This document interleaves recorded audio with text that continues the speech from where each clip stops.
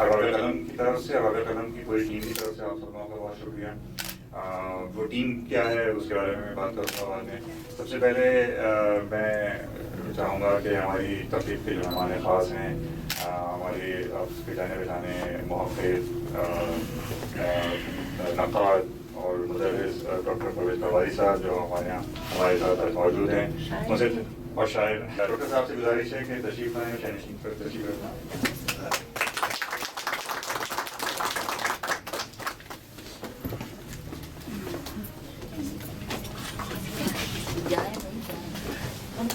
आप लोग आगे आते हैं ताकि सामने किसी और मैं और तुम्हें गुजारिश करूँगा अपने मोहतरम अनवर गाजी साहब से कि वो भी तशरीफ़ लाएँ डॉक्टर साहब के साथ। जी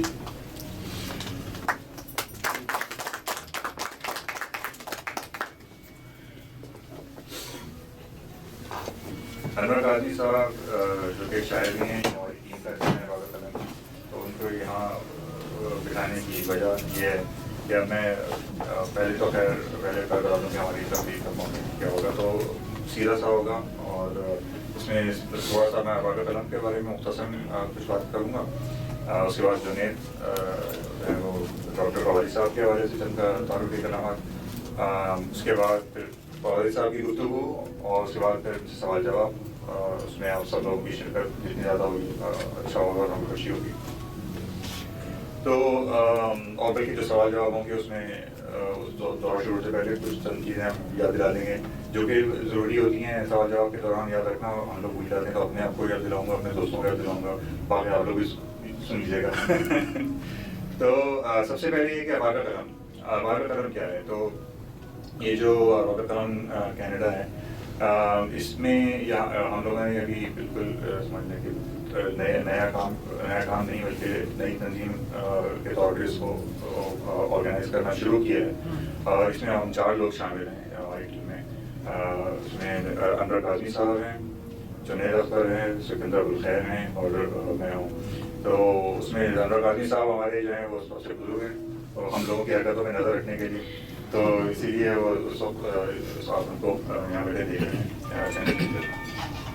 तो अरबाब कलम जो है बल्कि मेरे ख्याल में आप लोगों के बाद शायद साहब हैं, कुछ लोग हैं जो कि जानते हैं साहब हैं कि अरबाब कलम जो है वो बहुत पुरानी तंजीम थी। अरबाब कलम पाकिस्तान राशिद साहब बैठे हैं, उनको भी मालूम होगा। तो वो 1966 में मेरा वालिद साहब उन्होंने अपने कई शायरों और अदीबों के साथ मिलकर उस ज़माने में वो तंजीम कायम की थी और वो बहुत फ़ाल तंजीम थी।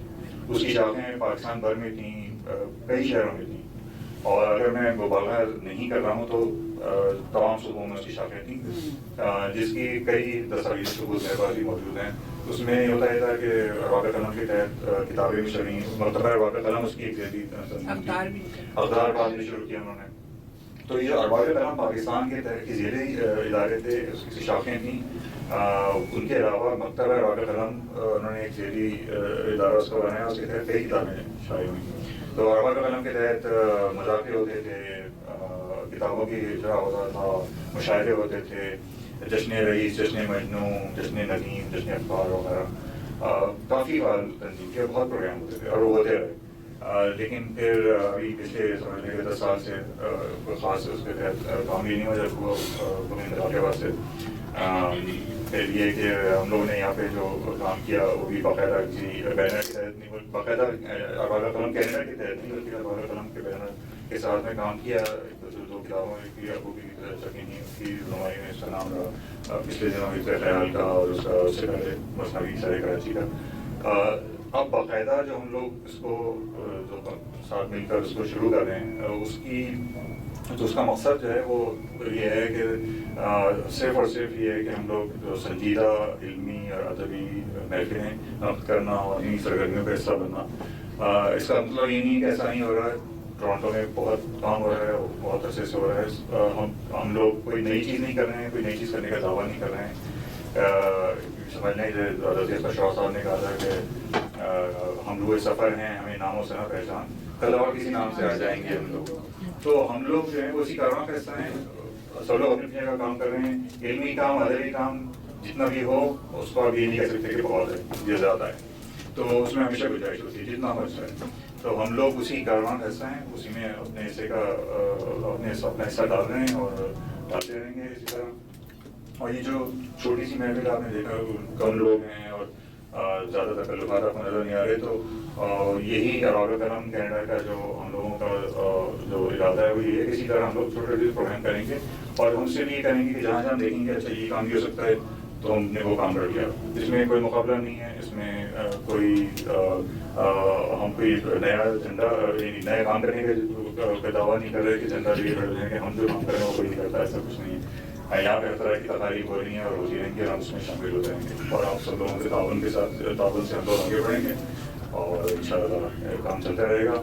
اور میں اس میں تمام پوری ٹیم کا شکر گزار ہوں کیونکہ یہ جو کچھ آپ کو دیکھ رہے ہیں اس میں ہم سب کا برابر کا حصہ ہے. سب لوگوں نے سب کے تجاویز شامل ہیں, سب کی محنتیں شامل ہیں, سب کی کوششیں شامل ہیں. خاص طور سے میں سکندر ابوالخیر کا آج سکندر بھائی کا شکریہ ادا کروں گا کہ جو آج کی میزبانی ہے وہ کیونکہ انہوں نے اس کا سارا انتظام کیا تو ان کا خاص طور سے شکریہ. ارباب قلم کے حوالے سے بات کرنے کے بعد اب پروگرام کی طرف آتے ہیں. میں دعوت دوں گا جنید اختر کو کہ ڈاکٹر پرویز پواری صاحب کے حوالے سے کچھ تعارفی کرنا کرے. جنید اختر.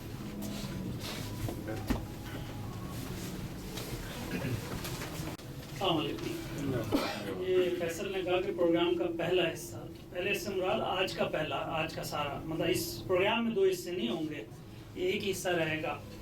اور جیسے کہ بتایا انہوں نے ارباب قلم کینیڈا کے حوالے سے کہ کیا مقصد ہے, تو ہمارا مین مقصد صرف اور صرف سیکھنا ہے. یہاں پہ ٹورانٹو میں بہت سے ایسے لوگ موجود ہیں کہ جن سے ہم بہت کچھ سیکھ سکتے ہیں ادب کے حوالے سے, اور یہی ہمارا یہ ہے. اور اس میں دعا ہے کہ اللہ تعالیٰ ہمیں ہمارے ارادوں میں کامیاب فرمایا آپ لوگوں کی مدد سے. تو اسی سیکھنے سکھانے کے حوالے سے ہمارا پہلا پروگرام ہے. اس پروگرام میں جو آج ہمارے مہمان ہیں وہ کسی تعارف کے محتاج نہیں ہیں, آپ سب ان کو بہت اچھی طرح سے جانتے ہیں. اور آج کا پروگرام آپ لوگوں کو ان کے کام کے متعلق بھی جاننے میں مدد دے گا, جو کہ ہمارے لیے بہت ضروری ہے کہ انہوں نے جتنا کام کیا ہے. جب میں گیا ملنے اور میری بات ہوئی تو واقعی مطلب ہے کہ ایک بندے کا اتنا کام ہو اور وہ اس طرح سے رہ جائے, لوگوں تک نہ آئے. تو ان کا میں آپ لوگوں کو بتاؤں, آپ لوگ سب انہیں پرویز پروازی صاحب کے نام سے جانتے ہیں. شاید بہت کم لوگوں کو نہ پتا ہو کہ ان کا اصلی نام ناصر احمد خان ہے. اور آپ قادیان میں پیدا ہوئے, آپ نے BA کیا, MA کیا, پھر 1968 میں پنجاب یونیورسٹی سے PhD کی. اور ظاہر ہے وہ کہتے ہیں نا پوت کے پاؤں پالنے میں ہی نظر آ جاتے ہیں. تو اسٹوڈنٹ لائف میں ہی ان کے ٹیچروں نے ان کو جونیئر کلاسز کی تدریس پہ لگا دیا کہ آپ جی کلاسیں لیں. تو یہ اپنے اسٹوڈنٹ لائف سے ہی انہوں نے پڑھانا شروع کر دیا اور باقاعدہ پھر تدریس کا آغاز مظفر گڑھ کالج سے انہوں نے کیا. وہاں پہ پہلی دفعہ انہوں نے لیکچرشپ شروع کی. اور آپ کی تقریباً سمجھیں 13 کے قریب تصانیف موجود ہیں مختلف موضوعات پر. انہوں نے تراجم بھی کیے ہیں, خاص طور پہ جاپنیز ایک شعری صنف ہائیکو کے نام سے جو بخاسی میں اس کے تراجم انہوں نے کیے. اور مجھے بڑا ہوا کہ یہ جاپان یونیورسٹی میں بھی پڑھاتے رہے, 4 سال تک اردو پڑھائی ہے. انہوں نے سویڈن یونیورسٹی میں اردو پڑھائی ہے. تو مطلب نہ صرف پاکستان کے مختلف صوبوں میں اس میں پڑھائی بلکہ بین الاقوامی طور پہ بھی ان کو درس و تدریس کا وہ رہا حاصل نام تجربہ. اور ظاہر ہے کہ ادب میں لوگ مختلف اصناف پہ مختلف اس پہ کام کرتے ہیں, لیکن پرویز صاحب کا خاصہ رہا انہوں نے کا زیادہ تر کام جو ہے وہ سوانح عمری پر ہے. سوانح عمری مطلب آپ بیتی یا کہہ لیں آپ. اور ظاہر ہے کہ اس معاملے میں علم ہونا چاہیے ہمیں, ورنہ پھر یہی ہوتا ہے کہ لوگ سوانح عمری لکھتے ہیں اور پڑھنے والا کہتا ہے کہ یہ تو سوانح عمری لگ رہی ہے. جوش صاحب کی یادوں کی برات کے بارے میں ہم تبصرہ کیا تھا. تو خیر بہرحال ظاہر ہے کہ اس موضوع پہ کام ہونا چاہیے, پتہ ہونا چاہیے کہ سوانح عمری ہوتی کیا ہے, کن باتوں کا خیال رکھنا چاہیے. اور جہاں تک میرا علم ہے وہ بھی میں نے پرویز صاحب سے بات ہو رہی تھی کہ اس موضوع پہ لوگوں نے بہت کام نہیں کیا ہے ابھی تک. صرف غالباً 2 PhD علی گڑھ یونیورسٹی سے کی گئی ہیں اس کے اوپر, اور اس میں بھی ٹوٹل ملا کے 30 سے بھی کم سوانح عمری اس پر بات کی گئی نا.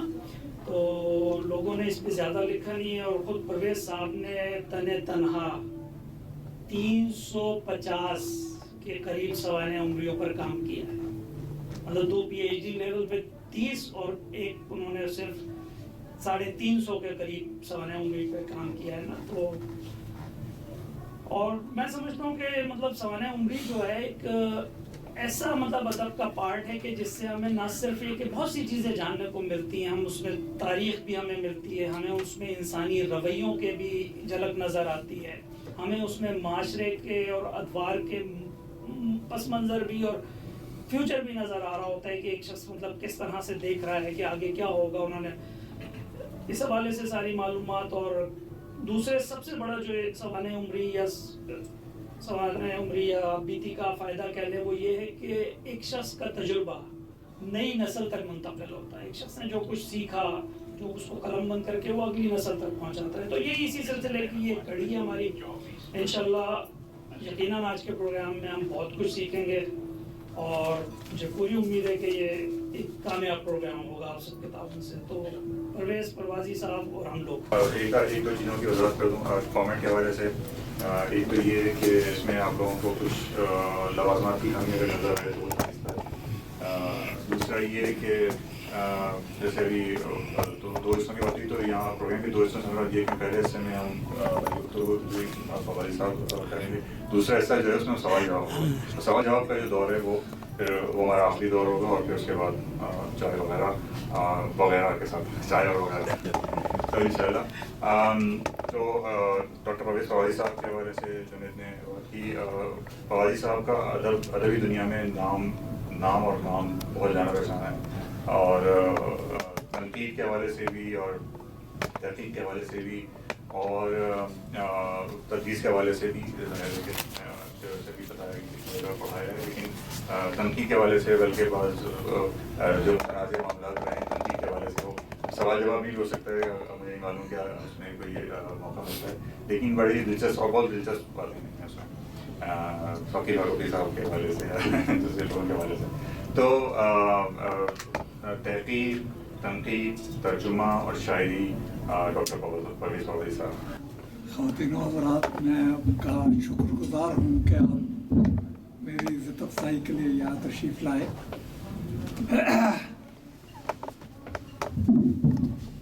دراصل میں ادب کا طالب علم ہوں اور کچھ ادب پڑھانے کا موقع بھی ملا ہے. یہاں پاکستان میں پڑھاتا رہا, پھر 4 سال اوساکا یونیورسٹی میں پڑھاتا رہا. ادب پڑھاتے ہوئے مجھے یہ احساس ہوا کہ ادب پڑھنا زیادہ ضروری ہے, پڑھانا بہت مشکل. کیونکہ ادب ایک ایسی چیز ہے جو محسوس کی جا سکتی, وہ صرف لکھنے سے پیدا نہیں ہوتا جب تک اس میں ایک خاص کیفیت, جسے ادب کی کیفیت کہتے ہیں, وہ پیدا نہ ہو. اب یہ باتیں تو ایکڈیمک ہیں, باتیں کرتا ہی رہتا ہے. سوال و جواب میں بھی جو آپ پسند فرمائیں گے, سوال کریں گے, میں جو کہہ سکتا ہوں کہوں گا. میں نے لکھنا شروع کیا ہے جب میں 13 سال کی عمر کا تھا. سب سے پہلا مضمون میرا لاہور میں ایک رسالہ ہوتا تھا قندیل, شیر محمد اختر اس کو نکالتے تھے, اس میں چھپا تھا. تو وہاں سے لکھنے کا شوق پیدا ہو 12-13 سال کی عمر میں, اور پھر لکھتے رہے. جنوں کی حکایت خونچکا, ہر چاند اس میں ہاتھ ہمارے قلم ہوئے. تو یہ سلسلہ چلتا رہا. جب ایم اے کا موقع آیا تو میں نے دراصل اپنے کالج سے عربی میں آنرس کیا تھا. خیال تھا کہ شاید عربی میں اپنی تعلیم جاری رکھوں گا. لیکن میں جب اورینٹل کالج میں پہنچا تو ڈاکٹر سید عبداللہ ہمارے استاد تھے, انٹرویو لیتے ہوئے کہنے لگے کہ آپ عربی میں ایم اے کیوں نہیں کرتے. تو یکایک غالب میرے ذہن میں آیا. میں نے کہا کہ جانتا ہوں ثواب طاعت و زہد, पर तबीयत इधर नहीं आती। तो डॉक्टर साहब को ये बात पसंद आई कि हाँ भाई ठीक है, अगर तबीयत इधर नहीं आती है तो आप उधर पढ़ें फिर। तो मैं आगे पढ़ना शुरू किया। बड़े अच्छे उस्ताद मैसर आए, खुशकिस्मती। डॉक्टर अब्दुल्ला थे, प्रोफेसर वक़ार अजीम थे, इबादत बरेलवी थे, बाद में डॉक्टर वहीद कुरैशी तशरीफ ले आए। सबसे ज़्यादा मुतासर किया प्रोफेसर गुलाम मोइनुद्दीन असर। ये गवर्नमेंट कॉलेज से तशरीफ लाते थे और हमें इकबाल पढ़ाते थे। सच कहता हूँ कि इकबाल की समझ प्रोफेसर गुलाम मोइनुद्दीन असर के लेक्चर सुन, वरना इकबाल को समझ ना हुआ। अब आके 35 साल बाद हैरान हूँ कि उसके खिलाफ एक साहब ने चट्टान में मजमून लिखा कि ये तो इकबाल के खिलाफ। और भाई इकबाल के वो तमाम पहलुओं को बयान कर रहे हैं तो खिलाफ किस बात के?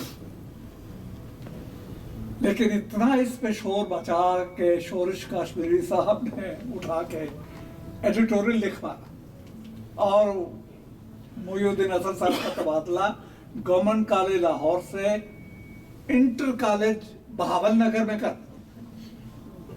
ये हमारे यहाँ सिलसिला चलता है। इत्तेफाक ये हुआ कि जब मैं जापान से वापस आया तो मुझे भी उन्होंने बहावल नगर में भेज दिया। तो इत्तेफाक से मोइनुद्दीन असर मिल के मार रोड पे सलाम किया। कहने बेटा कहाँ हो? मैंने कहा जी आपके नक्शे कदम पे चल रहा हूँ। कहने के कहा? मैंने कहा भी वहां पहुंचा हुआ जहाँ आप गए थे। तो ये हमारे यहाँ होता आया है कि जिसको परेशान करना मकसूद हो उसको अपनी जगह से हटा दो। तो ये सिलसिले चलते रहे हैं जो भी। जब मैं जापान से वापस आया और बताया है कि वो इंटर कॉलेज बहावल नगर में उन्होंने भेज दिया मुझे, तो मैं चुप करके बैठ गया। मैंने कहा मैं तो वहां नहीं जाता, ज्यादा यही करेंगे, निकाल देंगे मगर सर्विस से। ठीक है। उस वक्त फिर मैंने अपने आप को मसरूफ रखने के लिए सवाने उमरियों का मुताला शुरू किया। अब सवाने उमरी जिक्र फरमा रहे थे। सवाने उमरी में और खुद नविश सवाने उमरी में एक फर्क होता है। आपके हालात लिखते हैं, जैद लिखे, बकर लिखे, वो आपकी सवाने उमरी है, आपके जिंदगी के हालात हैं। लेकिन अगर आप खुद अपने जिंदगी के हालात लिखें तो उसमें आप पे बहुत जिम्मेदारी आ जाती है। क्योंकि इंसान अपने बारे में बात करता है, जाहिर है कुछ मुबालगा भी करता होगा, जाहिर है अपने बारे में कुछ ऐसी बातें भी बयान करता होगा जो उसे अच्छी लगती हैं, जाहिर है कि वो ऐसी बातें बयान नहीं करेगा जो उसे अच्छी नहीं लगती। तो खुद नवीस सवाने उमरी में और सवाने उमरी में बड़ा नाजुक सा फर्क है जिसको मलहूज रखना बहुत जरूरी है। तो इस पे जब मैंने काम शुरू किया तो मेरा पहला मजमून एक रिसाला होता था लाहौर का अलामत। तो अलामत में छपा। वो मजमून छपने की देर थी कि उस पे बहस शुरू हो गई। और बहस इस बात पे थी कि सवाने उमरे में और खुद नवे सवाने उमरे में ये फर्क क्यों है। सिलसिला चलता रहा। तो मेरा मजमून पहला जो था वो खुद नवे सवाने उमरियों के फर्क पे था। सवाने उमरी में और खुद नवे सवाने उमरी में क्या फर्क है और क्यों फर्क है। उस मजमून में दरअसल इन किताबों की बुनियाद डाली जो बाद में पसनविश्त। पहली बार ये किताब छपी है तो उसका अनुमान था पसनविश्त। जब दूसरी बार ये किताब छपी है तो फिर मैंने दोनों को इकट्ठा कर दिया, पसनविश्त और पसे पसनविश्त। उसके बाद पसनविश्त सोबम, फिर चहारम, اور پانچ حصے اس کے چھپے ہیں. اور جیسے کہ انہوں نے بیان فرمایا کہ 300 سے زائد سوانح عمریاں، خود نوشت سوانح عمریاں اس کا موضوع ہے. سب سے آخر میں جو سوانح عمری آئی ہے ابھی جو چھپی ہے یہ ہے ہم سفر. یہ زہرا منظور الہی جو شیخ منظور الہی مرحوم کی اہلیہ محترمہ ہیں، یہ ان کی کتاب ہے. یہ پہلے ان کی کتاب آئی تھی زہرا منظور الہی کی پہلی کتاب ڈھونڈو گے اگر ملکوں. یہ ان کے ابا ڈاکٹر امیر الدین صاحب کی سوانح عمری. اب یہ آ گیا ہم سفر. ہم سفر ان کی خود نوشت ہے جس میں ان کا ابا کا ذکر بھی ہے، ان کے خاندان کا ذکر بھی ہے. خود ظاہر ہے کہ اپنے حالات ہیں ان کے. اور یہ کتاب میں سمجھتا ہوں کہ پڑھنے کی کتاب ہے، اور جس کو میسر ہو وہ ان کو ضرور پڑھنا چاہیے. میرا اپنا خیال یہ ہے کہ خود نوشت سوانح عمری میں دیانتداری بہت لازمی ہے. آپ اپنے بارے میں جب بیان کرتے ہیں تو دیانتداری کے ساتھ آپ اپنی شخصیت کو بیان کریں، عیوب کو بھی اور خوبیوں کو بھی. عیوب نظر انداز کیے جاتے ہیں، دوسرے نظر انداز کر سکتے ہیں، لیکن آپ کو نہیں کرنے چاہیے. اس لیے میں نے تنقید میں بنیاد رکھی ہے کہ جس آدمی نے اپنی خود نوشت سوانح عمری میں اپنے ان پہلوؤں کو اجاگر کرنے کی کوشش نہیں کی جو اجاگر کیے جانے چاہیے، تو اس کو میں نے تنقید کا حصہ بنایا ہے. اور یہی چیز خود نوشت سوانح عمری کو دوسری چیزوں سے ممتاز کرتی ہے. 300 سے زائد خود نوشت سوانح عمریاں پڑھتے ہوئے مجھے دو باتیں معلوم ہوئیں. ایک تو یہ کہ ہمارے بڑے ادیب جب اپنے بارے میں لکھتے ہیں تو ساری باتیں نہیں لکھتے. بڑے بڑے ادیب پروفیسر عالیہ احمد سرور،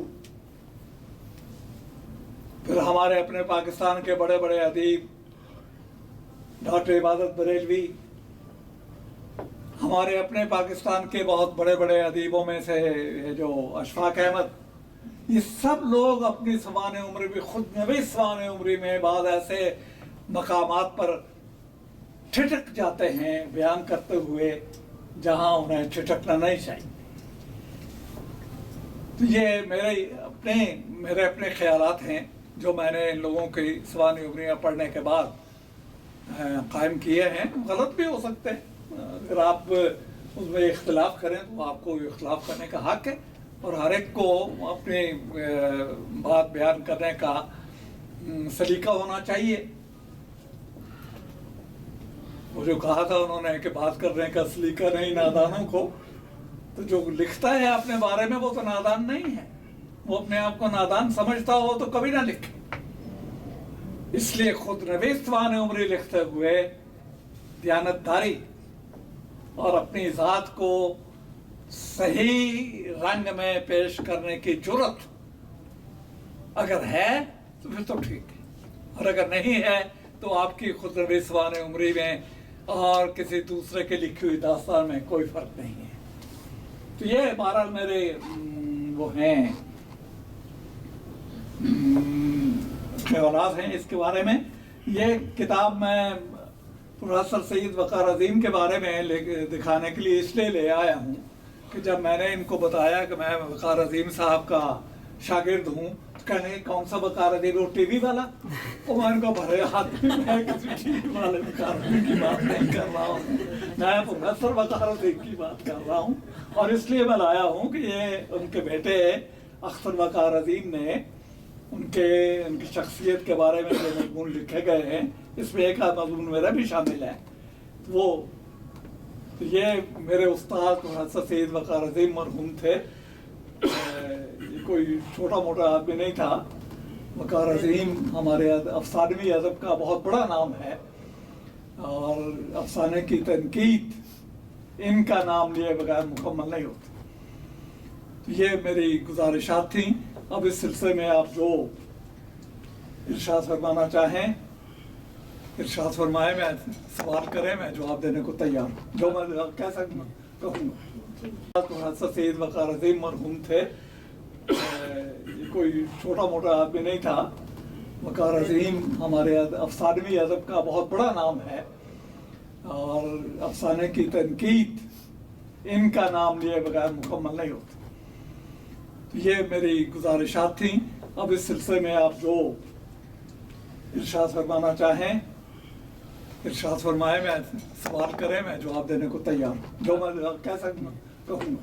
जी, मैं ये पूछना चाह रही थी कि आपने 300 आपने बेशुमार तकरीबन 300 या 300 से ज़्यादा सवानें होती पढ़ी हैं, तो इसमें आपका जो मेयाज है, और मैं समझती हूँ कि बहुत एक रीज़नेबल बात है कि अगर इंसान खुद लिख रहा है तो वो हकीकत बयान कर सकता है, और अगर फिर भी नहीं कर रहा तो वो एक तरह से मुकम्मल कहानी नहीं है। तो आपको इन 300 या 350 सवाने उम्रियों में कितनी सवाने उम्रियाँ ऐसे मिली जिनके बारे में आप ये समझते हैं कि ये लोगों ने सही तरीके से या बहुत कुछ अपने बारे में सच के हवाले से? दरअसल बात ये है जो मुझे पूछ रही हैं, ये बताना, ये कहना कि 300 350 सवाने उम्र में फलां सवाने उम्र जो है वो बहुत अच्छी है या उसको मैं सबसे अच्छा समझता हूँ, बड़े मुश्किल है। किसी एक सवाने उम्र का नाम नहीं, लेकिन मैंने कुछ नाम तो लिए हैं जिनमें मुझे खामियां नजर आई हैं, और कुछ नाम ऐसे भी हैं जिनमें खूबियां नजर आई हैं। सबसे अच्छी सवाने उम्री तो मुझे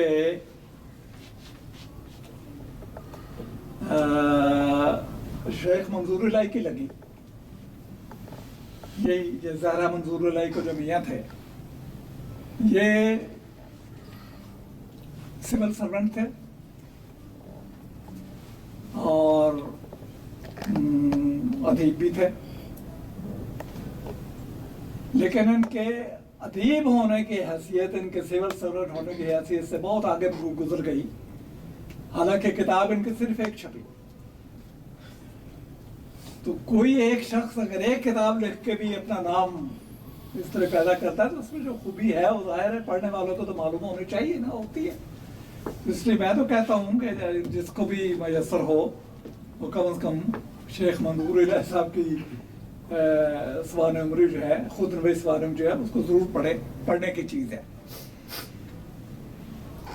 दूसरा सवाल यही मैं पता करना चाहती थी कि जो ट्रेंड है आपने देखा, उसमें क्या आप देख रहे हैं कि वाकई लोग जो हैं वो पूरी तस्वीर अपनी पेश कर रहे हैं जो उनको नजर आ रही है, या ये ट्रेंड नहीं है? ये बड़ा मुश्किल सवाल है नुसरत का।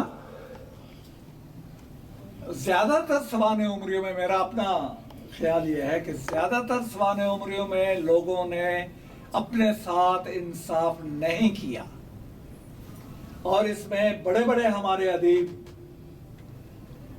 शामिल हैं। जहां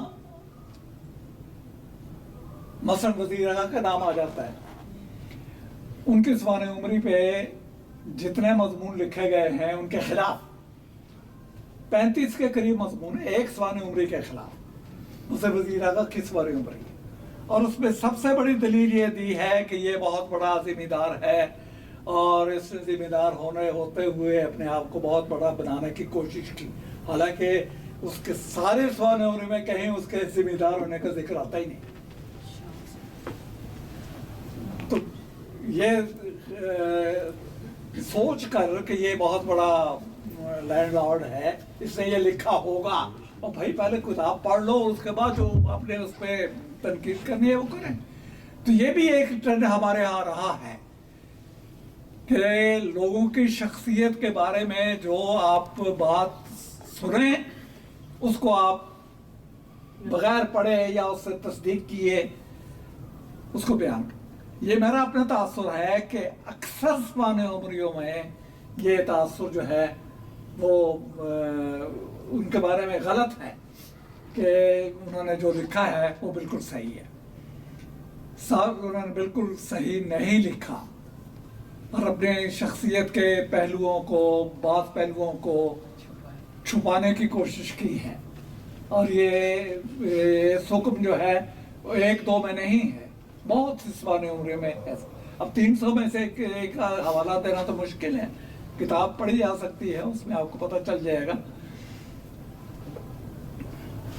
अच्छा, मैं एक सवाल करना चाहूँगा कि आपने इब्तदाई गुफ्तगू में कहा कि खुद नविश्त और सवाने उमरी ये दोनों चीज़ों के दरमियान जो एक बारीक सा फ़र्क है उसको लिखने वाले को ज़रूर समझना चाहिए।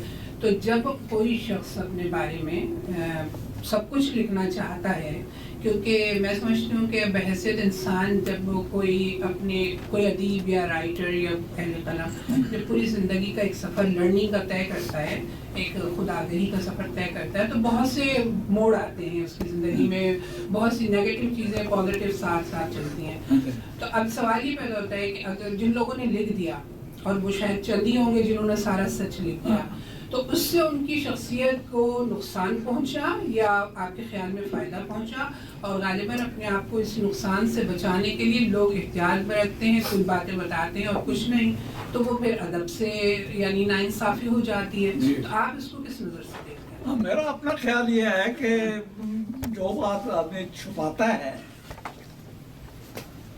और हर जिंदगी में आप अपने जिंदगी के तमाम पहलू तो उजागर नहीं करते, कुछ ऐसे पहलू भी होते हैं। मतलब आप लिबास पहनते हैं, अब लिबास पहनना इसलिए है कि आपने अपने को छुपाया हुआ है। ये लिबास जो है ये भी आपका एक ड्रेस है जिसमें आप जो आपको जरूरी है रखना, वरना इसके बगैर जाहिर है कि आप कभी बगैर लिबास के तो नहीं निकलेंगे। नहीं, मेरा मतलब ये नहीं था, मेरा मतलब ये था कि जो लिख देते हैं अपनी खामियों को, उससे उनका क्या इमेज बनता है कि ये सच्चे इंसान है या इससे उनकी शख्सियत को नुकसान पहुंचता है, ये सवाल। नहीं, शख्सियत को नुकसान नहीं पहुंचता, ना जैसे पहुंचना अगर हम चाहिए। यादों की बारात पढ़ते हैं तो बहुत से मकामात पे हम टटकते हैं कि ये क्या लिखा है इन्होंने और क्यों लिखा है ना, लेकिन उनका तो वही सच था, उन्होंने लिख दिया। और बहुत सारे लोग वो सच नहीं लिखते और वो छुपा जाते हैं। तो इससे उस सवाने उम्र की या उस खुद नविश्त की क्या हैसियत अदबी मुतय्यन होती है, ये मैं पूछना चाहता हूँ। मेरा अपना ख्याल है, जादों की बारात का आपने जिक्र कर दिया है। जादों की बारात में बहुत से एतराज़ात हुए हैं, खास तौर पे उनके आखिरी बाब पे जी, कि जहाँ उन्होंने अपने मुआशके बयान किए, और मुआशके लड़कों से भी है, मुआशके लड़कियों से भी है। ठीक है, उन्होंने कोई चीज़ छुपाई नहीं है बगैर बात के, तो इसमें हर्ज कोई नहीं है, एतराज़ वाली बात कोई नहीं है। लेकिन हमारे हलकों में, अदब के हलकों में, ख़ास तौर पे इस्लामी हलकों में तो बहुत इस पर ले दे हुई थी कि ये उन्होंने क्या किया, हालांकि कोई ऐसी गलत बात नहीं की थी उन्होंने ज़िंदगी की, और ऐसी कोई ऐसी फोश बात भी उन्होंने कोई नहीं लिखी, उसमें फहाशी कोई नहीं थी। लेकिन इस बात को फोश समझा कि जिन्होंने नाम ले दिए लड़के, भाई नाम लेने में क्या हाल है, नाम के भी तो मुखफ़फ़ात बयान किए हैं उन्होंने। बल्कि मैं तो उनके में से उनके एक माशूक को जानता भी हूँ, आप भी जानते हैं, सिब्ते हसन को कौन नहीं जानता। सीन है के नाम से जो है वो सिब्ते हसन साहब हैं, और सिब्ते हसन साहब हमारे ज़माने तक जिंदा थे। तो ये सिलसिले तो चलते हैं, ऐसी कोई बात नहीं है। ये तो मीर की शायरी में भी आपको यानी मतलब ये कि मेरे ख्याल में अगर जैसे जिस पर आप जोर देनी शायद ये कि शख्सियत पे जो असर की बात है, तो वो गालिबन उसका ताल्लुक पर्सपेक्टिव से भी होता है कि हम हमारी नज़र में तो शख्सियत ख़राब हुई हो सकती है, दूसरे आदमी नज़र में। खैर अब ये कहना चाह रहे हैं गालिबन के पहलू दोनों हैं, भाषा में हमारे कोई मुस्बत अंदाज में लेता है, नहीं, बात तो जो उन्होंने की है बिल्कुल ठीक बात है जी। इरशाद मैं असल में माइक डॉक्टर साहब का नहीं, आवाज़ इतनी है हाँ ठीक है, मैं असल में मुझे 1 मिनट देंगे जी। मैं ये करूँगा कि अभी सवाल के लिए लोगों को असल माइक रोटेट करते रहेंगे हम लोग। कोई अगर सवाल करना चाहें और चाहे लिख के देना चाहें तो पेपर्स पेन पेंसिल कागज़ है कहिएगा, मैं दे दूँगा। تو ایک سنگھ بھائی ڈاکٹر صاحب نے پہلے ہاتھ اٹھایا تھا اس لیے میں آپ سب کے نام لکھتے جا رہا ہوں, آپ لوگوں کے پاس آتا رہے گا باری باری. ترتیب سے چل رہا ہے. میرا نام لکھیے. سب سے پہلے تو بہت بہت شکریہ کہ آٹو بایوگرافی کے موضوع پہ یہ ان اے وے پہلا لیکچر ہے جو میں سن رہا ہوں. ادھر ادھر سے چیزیں پڑھی بھی تو ہیں لیکن لیکچر کی شکل میں پہلی. اور مجھے اس بات کی بھی خوشی ہے کہ پروفیسروں کو ڈھونڈنا بڑا مشکل ہوتا ہے. اتفاق سے آپ ہاتھ آ گئے ہیں تو پھر پڑھتے ہوتے ہیں. تو اس لیے جو بھی میرے ذہن میں بہت سے سوال ہیں تو میں یوں کرتا ہوں کہ ان کو اکٹھا کرنے کی کوشش کرتا ہوں تاکہ میرا کام آسان ہو جائے اور آپ اس کو جیسے. تو میرے ذہن میں جو ہے نا ایک کمپیریٹیو سینس ہے جو کہ ویسٹ کے اندر آٹو بایوگرافی کا ایک ٹرینڈ ہے اور اردو میں جس کے آپ ماہر ہیں. تو میں یہ چاہوں گا کہ آپ ہمیں بتائیے ایولیوشنری سینس میں کہ اردو کے اندر ایولیوشنری سینس میں آٹو بایوگرافی جو کہ پہلی سب سے کہیں لکھی گئی اور اس کے بعد وہ جو ہے نا وہ ٹرینڈ جیسے نصرت نے بات کی تھی کہ وہ ٹرینڈ جو ہے کس طرح شفٹ ہوا. اور خاص طور سے یہ بات کہ میرے back ground of the mind میں ایک کتاب ہے انڈینائزیشن آف آٹو بایوگرافی کہ جس میں خاص طور پہ وہ لا کے تو گاندھی پہ کھڑا کر دیتے ہیں کہ انڈیا کے اندر پہلی آٹو بایوگرافی گاندھی کی ہے اور اس کا کمپیریزن جو سینٹ آگسٹین کی جو وہ آٹو بایو ہے اور اس کا جو ایک ڈائگنلی اپوزٹ کہہ لیں روسو کی جو کنفیشنز ہے کتاب کہ اس کے اندر جو ہے نا وہ جو سینٹ ہیں ہمارے ہاں جی مسیحی ٹریڈیشن کے کہ وہ کہ جس طرح سے اپنے آپ کو وہ خدا کے سامنے پیش کر رہے ہیں وہ انہوں نے سارا اس طرح سے لکھ دیا اپنا نامہ اعمال. اور اس کے مقابلے میں روسو جو ہیں وہ سوشل کانٹیکسٹ کے اندر اپنے آپ کو وہ یوں سمجھ لیں کچھ تھوڑا سا یا بچا بھی رہے ہیں لیکن ایٹ دا سیم ٹائم اس میں ایک گلوریفیکیشن کی سینس بھی موجود ہے.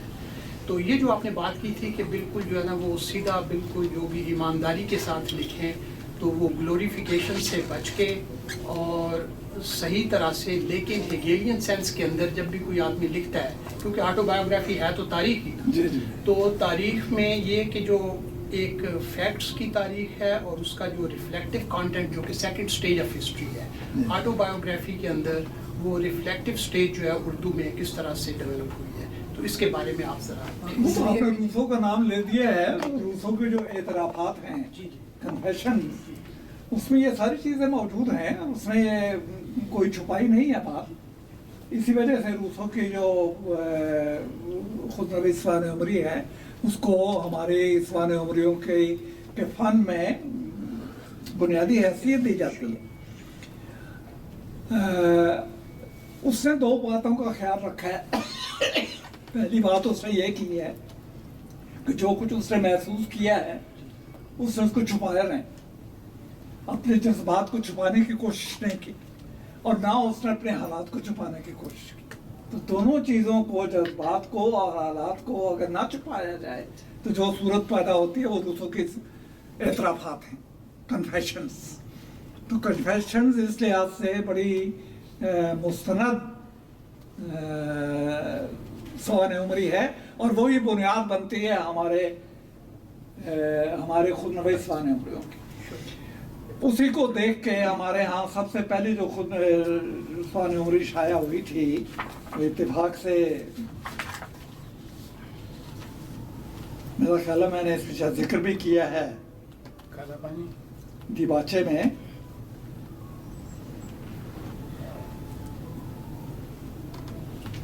وہ میں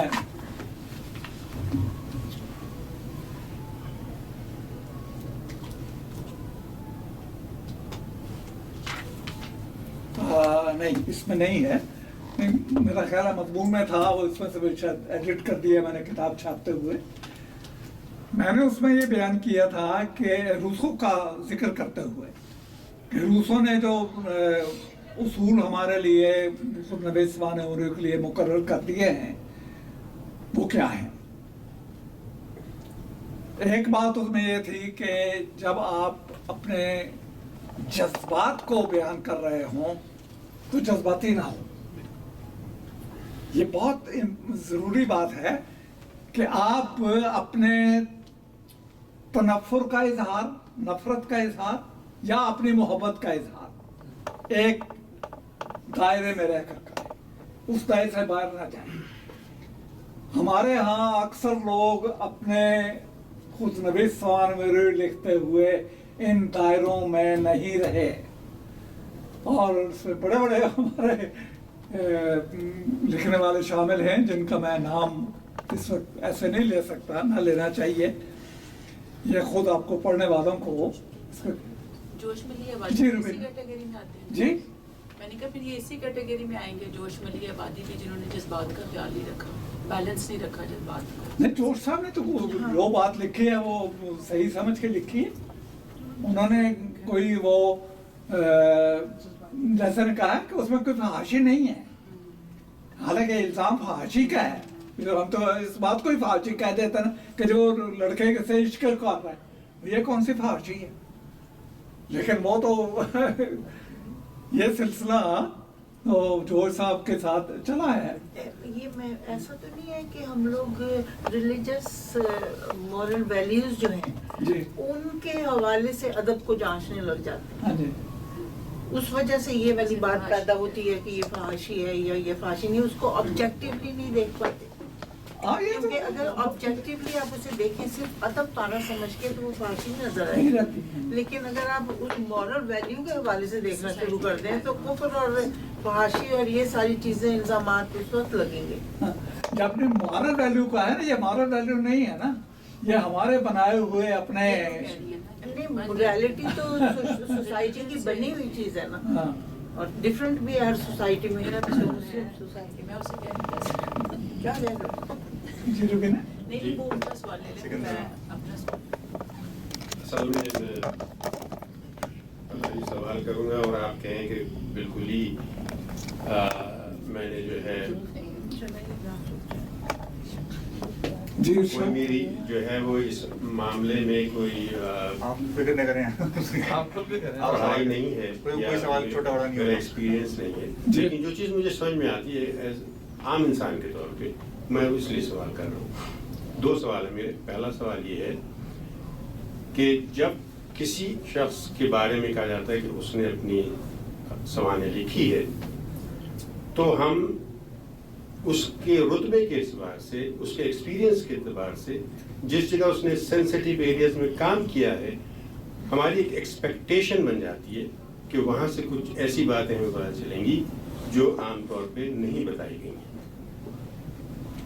اور اس میں اگر وہ کسی گورنمنٹ کے لیے کام کرتا تھا، اعلیٰ عہدے کے لیے، تو بہت ساری چیزیں ایسی ہو سکتی ہیں جو سینسٹیو نوعیت کی ہوتی ہیں، وہ کہ اس کی ذات کا حصہ ہوتی ہے، اسے معلوم ہوتا ہے. پھر بھی یہ اس خدشے کے طور پہ کہ اس کی وجہ سے کوئی راز افشا نہ ہو جائے یا اس کی وجہ سے کوئی اور ہنگامہ نہ پیدا ہو جائے، ہو سکتا ہے کہ وہ تمام چیزوں کو بیان نہ کر پائیں. بعض لوگ ایسے بھی ہوتے ہیں جو اپنی ذات کے بارے میں لکھتے ہیں یا معاشرے کے بارے میں لکھتے ہیں، لیکن ان کو یہ پتا ہوتا ہے کہ اگر میری زندگی میں یہ سوالات پوچھ لیے گئے تو ہو سکتا ہے کہ اس کا بہت بڑا فتنہ پیدا ہو جائے اور میری اپنی زندگی کو، میرے چاہنے والوں کو، میرے گھر والوں کو مشکل کا سامنا پڑے، اور وہی کہتے ہیں کہ میرے مرنے کے بعد اس کو جو ہے شائع کیا جائے. تو کیا ایسا کرنا ان لوگوں کے لیے درست ہے؟ کیونکہ یہ معاملات ایسے ہیں کہ جس کی وجہ سے وہ پورا سچ نہیں بول سکتے. ایک چیز. دوسری چیز مجھے آپ کے کام کے حوالے سے سوال ہے کہ جب آپ تنقید کرتے ہیں، آپ پڑھتے ہیں اور اس کے بعد آپ کہتے ہیں کہ یہ چیز یہ سچ نہیں بول رہا یا اس نے جو ہے ایسا نہیں کیا تھا، تو بحیثیت تنقید کرنے والے کی حیثیت سے آپ کس حد تک جاتے ہیں؟ کیا اس کو آپ گھر تک چھوڑ کے آئیں گے کہ یہ چیز نے یوں نہیں کہی کیونکہ اگر یہ ایسا ہوتا تو اس کی وجہ سے یہ ہوتا، اور میرا خیال یہ ہے کہ یہ صحیح نہیں کہا ہے، جبکہ آپ کو نہیں معلوم، صرف اس کو معلوم ہے اور اللہ کو معلوم ہے کہ حقیقت کیا ہے. تو وہاں پہ آپ کہاں پہ رک جاتے ہیں اور کہتے ہیں کہ یہ چیز ایسی ہونا قرین قیاس نہیں ہے لیکن وہ لال جی میں دہرا دیتا ہوں. دوسرا سوال یہ تھا کہ تنقید جب آپ کرتے ہیں کسی پر تو اس کی کیا کوئی حدود ہے کوئی کہ جہاں پہ آپ کہیں گے اس سے زیادہ مزید جتنا ہمیں بات کرنے کی کر چکے یا اس کو اگر آپ کسی کو غلط ثابت کر رہے ہیں تو آپ اس کے پیچھے زیادہ جائیں گے, یعنی تنقید کی حدود کیا ہوگی؟ جھوٹے کو کہاں تک پہنچا کہتے ہیں جو بات آپ نے کی ہے وہ تو بالکل واضح بات ہے, اس میں کوئی تنقید والی بات تو ہے کوئی نہیں. جی میرا خیال ہے آپ شاید آپ تنقید عام تنقید سے بجائے شاید آپ کا سوال یہ ہے کہ کہیں اگر سوال تو ہے ہی نہیں, وہ تو بالکل اب آپ نے بات بیان فرمائی ہے بس ٹھیک ہے, اس میں تو کسی کو کوئی اختلاف کرنے کی گنجائش تو ہے ہی کوئی نہیں ہے اس میں. اگر کوئی شخص یہ کہتا ہے کہ میں جب اس عہدے پہ تھا تو مجھے فلانے نے رشوت دینے کی کوشش کی تھی کہ مجھے اتنے پیسے آپ لے لو اور جو ہے آپ اس کام کو سے باز آ جاؤ یا یہ ایسا نہ کرو, اب اس کی کوئی تحقیق نہیں ہے.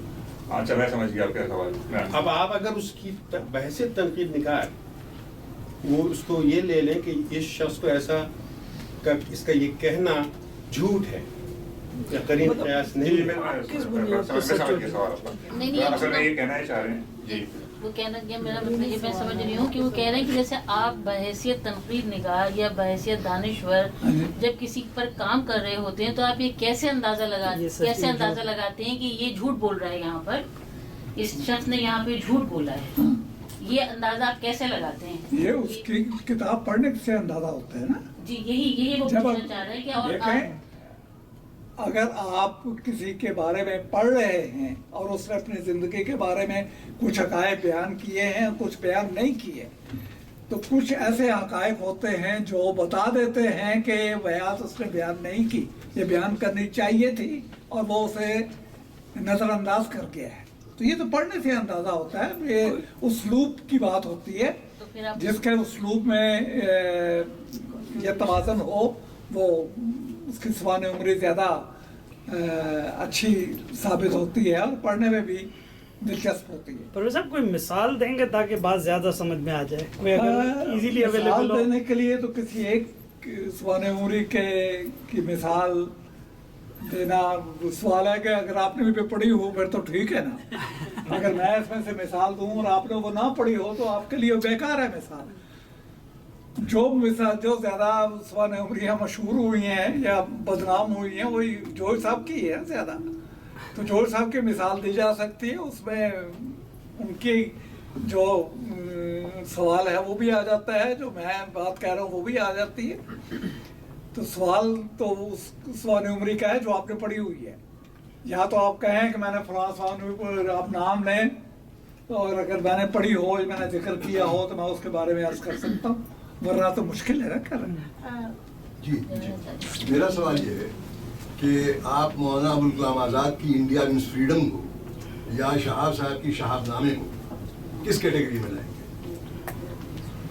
یعنی شہاب نامہ جو لکھا ہے شہاب صاحب نے, جی جی ہاں, اس کو آپ صحیح اچھی خود نوشت کہیں گے, ایماندارانہ کہیں گے یا غلط کہیں گے, اس میں مبالغہ یا جھوٹ شامل ہے؟ اسی طرح ابوالکلام آزاد نے انڈیا مینس فریڈم لکھا ہے اور جو انہوں نے وصیت یہ کی کہ اس کی دوسری جلد جب آئے گی ہمایوں کبیر سے وصیت کر کے گئے وہ کہ یہ تم چھاپنا میرے مرنے کے بعد, تو جس کی طرف وہ بھی اشارہ کر رہے تھے سکندر بھی, کہ بہت سے لوگوں نے ایسی سوانح بھی لکھی ہے جو وہ باوجود اپنی زندگی میں جس کو شائع نہ کرا سکے اور وصیت کر کے گئے کہ میرے انتقال کے بعد بھائی اسے 10 سال کے بعد یا 5 سال کے بعد تم شائع کر دو, جیسے ہمایوں کبیر کو انہوں نے وصیت کی ابوالکلام آزاد تو چھپ گئے نا پھر. جی جی چھپ گئی. تو ان سوانحات کو آپ کس کیٹیگری میں لائیں گے؟ سوانح عمریوں میں بلکہ خودنویس سوانح عمریوں میں سب سے زیادہ جو سوانح عمری قابل اعتراض ہے وہ شہاب نامہ ہے, اور بہت سی باتیں ایسی ہیں جو پڑھتے ہوئے آدمی کو احساس ہوتا ہے کہ یہ अपनी शख्सियत को बढ़ा कर चढ़ा कर पेश कर रहे हैं या ये सही बात बयान नहीं कर रहे। तो ये तो शाहबनामा तो एक ऐसी मिसाल है जिसको कि कोई भी नज़रअंदाज नहीं कर सकता। मुझे ये ख्याल आया था शहाब साहब से मिलके, क्योंकि इनकी सवान उम्र का कुछ हिस्सा मैंने इनकी ज़बान से इस्लामाबाद में सुना। तो मैंने कहा कि किबला इस पे आप मेरा मजमून देख चुके हैं अपनी सवान उम्र पे? कहने हाँ देख चुका हूँ, इसलिए मैं ये मजमून पढ़ रहा हूँ। यानी उसमें से वो कोशिश कर रहे थे कि जो एतराज़ात हुए हैं वो उनका जवाब देने की कोशिश कर रहे हैं, लेकिन जवाब में भी बात वही आ गई। वो एक सिविल सर्वेंट थे और सिविल सर्वेंट की जो उनके जो क्या तरबियत होती है वो एक ख़ास नहज पे चलते हैं, वो बात करना भी चाहें तो नहीं कह सकते। तो ये सिलसिला तो चलता है। शहाबनामे के बारे में तो ये बात हर एक को मालूम है। हाँ जी, एक तो मैंने ये शहाबनामे के लिए पूछना था, वो आपने बता दिया, लेकिन बात ये है कि वो इतना मकबूल है कि हम जब स्टूडेंट थे तो हम समझते थे जो इन्होंने लिखा है सच लिखा है जी, जो लिखा है सच लिखा है, जो तजुर्बात लिखे स्टूडेंट लाइफ में जब हम थे। और आज तक पाकिस्तान में आप इस चीज़ को कह नहीं सकते कि उन्होंने गलत लिखा है। उसको बाकायदा एक हॉली बुक का दर्जा हासिल है, क्योंकि पीछे उन्होंने वजीफे लिखे, फिर दरमियान में उन्होंने एक 90 का लिखा हुआ है। उस पर आज तक कभी किसी ने बात नहीं की कि ये गलत है या सही है। अपने तौर पे आज हम बैठे हैं तो हम पूछ रहे हैं आपसे कि ये बात सही है या गलत है, लेकिन एक यकीन है लोगों को उन पे। और एक तो ये बात ही मैंने करनी थी कि आप दियानतदाराना पर्सपेक्टिव में इसको कहाँ रखते हैं, तो वो आपने बता दिया कि आप इसको ज़्यादा मुबालगा अमेज़ी समझते हैं। एक और जैसे अलीपुर का एली लिखी मुमताज़ मुफ्ती ने, उन्होंने पहले कहा कि ये नहीं है, ये मेरी आप बीती नहीं है, ये फिक्शन है। उसके बाद जब वो बहुत पॉपुलर हो गई और उनमें ये आ गया, जुर्रत आ गई, तो उन्होंने कहा कि हाँ ये मेरी आप बीती है, उन्होंने माना। ऐसी आप बीतियों को आप कहाँ पे रखते हैं? और दूसरी बात ये है कि जैसे एक ये तो उन्होंने अपनी ज़ात को लेके लिखी थी ना, और उन्होंने फिक्शन की सूरत उसको दी। लेकिन एक मैं पिछले दिनों पढ़ रही थी सारा शगुफ्ता पे लिखी हुई है, एक जर्नलिस्ट ने, राना ज़हीर या कुछ उनका नाम है, अज़हर अब्बास के जो शोहर हैं, तो उन्होंने सारे वाक़यात सच्चे हैं, उनकी शायरी भी सच्ची है, हर वाक़यात सब पता है हमें कि ये हुए हैं, लेकिन उन्होंने नाम सिर्फ तब्दील कर दिए हैं। तो ये चीज़ें जो हैं इनको हम कहाँ पे रखेंगे कि दियानतदाराना नज़र से देखेंगे या फिक्शन पे रखेंगे कि ये आप बीती है या क्या है? तो अगर जैसे मरने के बाद भी अगर मैं अपने बारे में लिखना चाहूँ तो मैं फेक नाम से लिख सकती हूँ, और मैं ये भी नहीं मुझे कहना पड़ेगा कि मेरे मरने के बाद शाया कर दी जाए। तो ये नहीं, हमारे यहाँ ऐसी सवानियाँ मौजूद हैं जो उन्होंने लोगों ने लिखी हैं, और ये कह के लिखी हैं कि हम इनमें से बात ऐसी बातें हैं जो हमारे मरने के बाद उनको छापा जाए, लेकिन उनकी ज़िंदगी में ही छप गई। तो शहाब साहब की जो उन्होंने लिखा था वो सारे का सारा उनकी ज़िंदगी में छप गया है और सामने आ गया। तो सवाने उम्री लिखने वाला जो है वो कुछ छुपा नहीं सकता है, वो चीज़ें ज़ाहिर हो जाती हैं, क्राइम से ज़ाहिर हो जाती हैं। लेकिन अपनी ज़ात को तो हमेशा कोई किसी आर्मी वाले की हम पढ़ लें, किसी सिविल सर्वेंट की पढ़ लें, तो वो सिर्फ अपनी ज़ात को डिफेंड करने के लिए लिख रहे होते हैं। मेरा कहने का मतलब है कि ऐसी सवाल उम्मीद पढ़नी भी चाहिए, नहीं पढ़नी तो चाहिए, लेकिन लिखने वाला सिर्फ अपनी ज़ात को डिफेंड करने के लिए। लेकिन अगर मुबालगा से काम लिया जा रहा है तो फिर लिख क्यों रहे हैं? मतलब या तो फिर सच लिखें, बायोग्राफी लिखें, अपनी सवाने उम्र लिखें तो सच्चाई के साथ लिखें। फिर लिखने की जरूरत क्यों पेश आती है लोगों को जब उसमें मुबालगा से काम ले रहा है? पूछना चाहिए। एक सवाल का एक हिस्सा ये था कि उसको लोगों ने फिक्शन के तौर पे लिखा, बाद में उसको सवाने उम्री मान लिया या नहीं माना, तो हम उसे सवाने उम्री मानेंगे या नहीं मानेंगे? ये फिक्शन इसकी मानिए। क्या नहीं नहीं, ये अलीपुर का एडी जो है वो उन्होंने कहा है कि मैं मरने के बाद छपेगी, लेकिन छप गई उनकी जिंदगी में, और कहा भी कि ये मेरी स्वाने नहीं, उम्र उन्होंने जब उसके सेकंड या थर्ड एडिशन आए तो उन्होंने तब उस पे माना कि ये मेरी आप बीती है, पहले वो मानते ही नहीं थे। नहीं, ना मानने की वजह ये थी कि वो समझते थे कि सब बेटी को यदि फिक्शन के नाम के साथ अगर हम लिखते हैं, जैसे ये डॉक्टर साहब सोच रहे हैं कि नहीं, फिक्शन के नाम पे बहुत सी, देखो बीना, फिक्शन के नाम पे एक नहीं 50 सवाल उमरियाँ ऐसी हैं जो फिक्शन के नाम पे लिखी गई। उनकी खुद नवी सवाल उमरियाँ है, लेकिन उन्हें उसलूब वो इख्तियार किया है जैसे फिक्शन का होगा। अगर इसमें कोई हर्ज तो कोई नहीं है, जैसे जो आप इख्तियार करना चाहें उसलूब आप इख्तियार करें। ये सर इसमें एक सवाल कि अगर ऐसा ऐसी कोई चीज़ है जो फिक्शन के तौर पे लिखी गई है सवाने उम्री, लेकिन उसमें नाम बदल दिया गया, हम उसको अदब में सवाने उम्री के तहत मानेंगे या हम उसको कोई नया नाम देंगे? नहीं, नया नाम तो नहीं देंगे ऐसे, सवाने उम्री तो सवाने उम्री रहेगी। से पढ़ते हैं ना पहले चीज को, जैसे ये जो मैं सारा शगुफ्ता की बात बता रही हूँ आपको, ये अब जिल्लतों के मारे हुए लोग इसका नाम है, और ये एक नॉवल की हैसियत से बिक रही है, लेकिन जब मैंने पढ़ी और मैंने रिलेट किया तो मुझे साफ साफ पता चला कि ये तो उस बेचारी बंदी के बारे में नहीं, लेकिन वो ऑटोबायोग्राफी तो नहीं, उसने अपने बारे में जग भी थी। वो कह रहे हैं ना कि एक लोग आपके बारे में आप लिखते हैं, जो दूसरे एक लोग खुद लिखते लिखते हैं। हैं, तो वो किसी ने उनके बारे में लिखा, जैसे कोई किसी के बारे में किसी के बारे में वो तीसरे आदमी का उसलूब इख्तियार करते हैं, थर्ड पर्सन नरेशन, उसमें हर्ष तो कोई नहीं है। सर मैं आपने उसलूब की बात की तो मैं ये पूछना चाह रही थी कि सवाने उम्री एज ए फन के हवाले से उसके कोई ख़ास उसके पैरामीटर्स हैं कि किस तहरीर को आप सवाने उम्री कहेंगे, किस को नहीं कहेंगे, तो उसके मतलब असलूब है क्या सवाने उम्री का? तयशुदा तो नहीं। इसके साथ ही एक सवाल मैं भी इकट्ठा कर दूं कि डायरी, क्रॉनिकल और मेटा स्ट्रक्चर ऑटोबायोग्राफी, इनका फर्क भी आप यहीं पे वाज़ेह कर दीजिए। यही खड़े यही पे जाने से पहले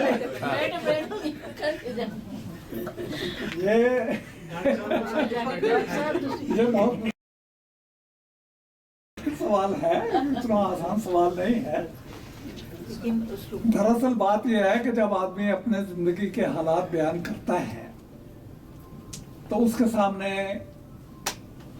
2-3 मकासद हो सकते हैं, या तो अपनी खूबियों को उजागर करना है, या अपने खिलाफ जो इल्ज़ामात हैं उनका जवाब देना है, या अपने हालात को ऐसे पर्सपेक्टिव में बयान करना है, ऐसे पस मंज़र में बयान करना है कि जिनके उनकी पढ़ने वालों को उनके बारे में कोई गलत फहमी रहे। तो ये तो लिखने वाले का अपना उसलूब है जो वो इख्तियार करना चाहता है, डायरी की सूरत में करे या सवाने उम्री की सूरत में करे या खुद नवी सवाने उम्री की सूरत में करे।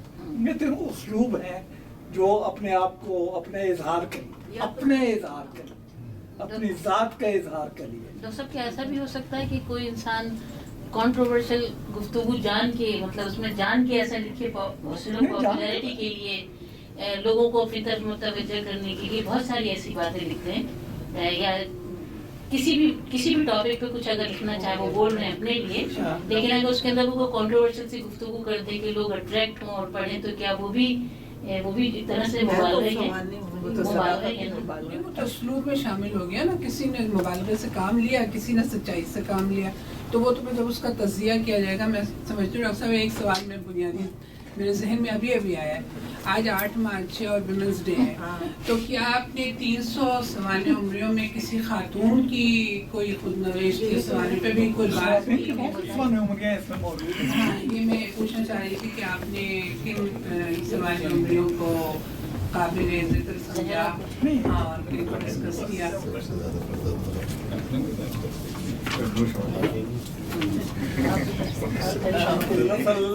अब मैं आपसे बात कहीं जा रही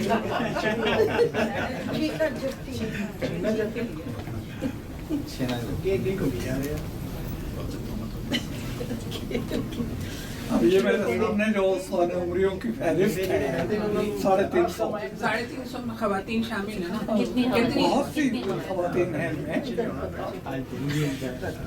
हाँ, ये सवाल तो बनता है ना, ये सवाल तो बनता है कि रिजर्वेशन की गई है कि नहीं की गई है? देखें, सबसे अच्छी सवान उम्री जो मेरे ख्याल में खवातीन की सवान उम्री में से है वो है जो रईस व बेखबरी रही। हाँ जी, उनकी ये आदा जाफरी की। आदा जाफरी, उस पे मैंने काम किया इसलिए मैं पूछ रही हूँ। हाँ, ये आदा जाफरी की सवान उम्री भी बहुत अच्छी है।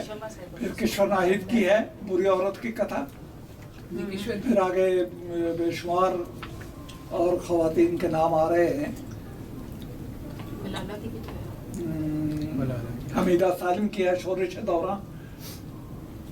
ये एक लिहाज से हमीदा शोरिश की हमें शोरिश दौरान जो है हमीदा सालिम ये मजाज की बहन थी, तो ज़्यादातर हालात इसमें मजाज के हैं, लेकिन मारा सवानी तो उनकी बहन की है।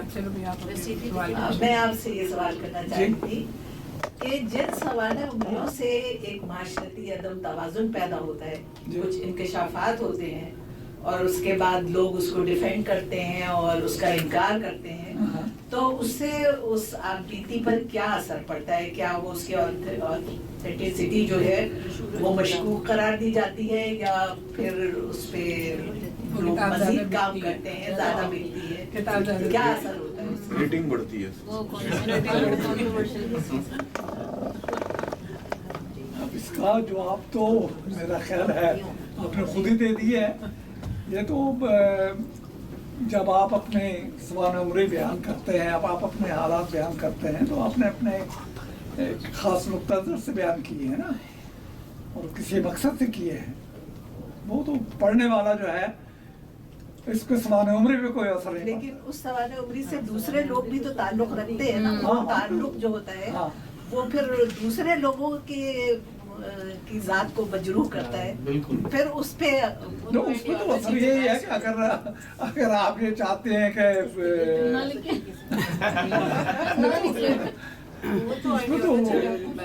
कहना मुश्किल है कि दूसरों में क्या। इसी परवेज साहब, इसी से रिलेटेड एक क्वेश्चन जो ये कर रही हैं उसी में थोड़ा सा मैं एक बात बढ़ाता हूँ कि मतलब कोई तो जब आपने 300 350 सवाने उम्री की मतलब ज़ाहिर है कि पढ़ा है, तो कहीं ऐसा वो मिलता है आपको कि हम किस तरह से इस चीज़ को अवॉइड कर सकते हैं कि आप अपनी सवाने उम्री भी लिखें, लेकिन उसमें ऐसे किरदार जिनके बारे में सच लिखने से हो सकता है आपको असर ना पड़े लेकिन उन लोगों को पड़े, तो उसको कैसे अवॉइड किया जा सकता है या किस तरह से उसको कंपनसेट कर सकते हैं हम कि चीज़ कंट्रोवर्शियल ना हो?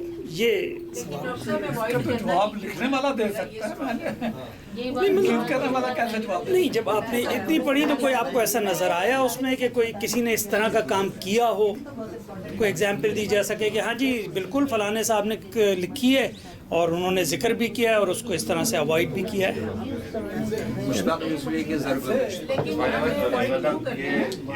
अगर मैं थोड़ा समेट लूँ सवाल को, तो वो कहना चाह रहे हैं कि जब किसी की सवाल उम्री से अगर दूसरे लोगों को असर पड़ रहा है तो क्या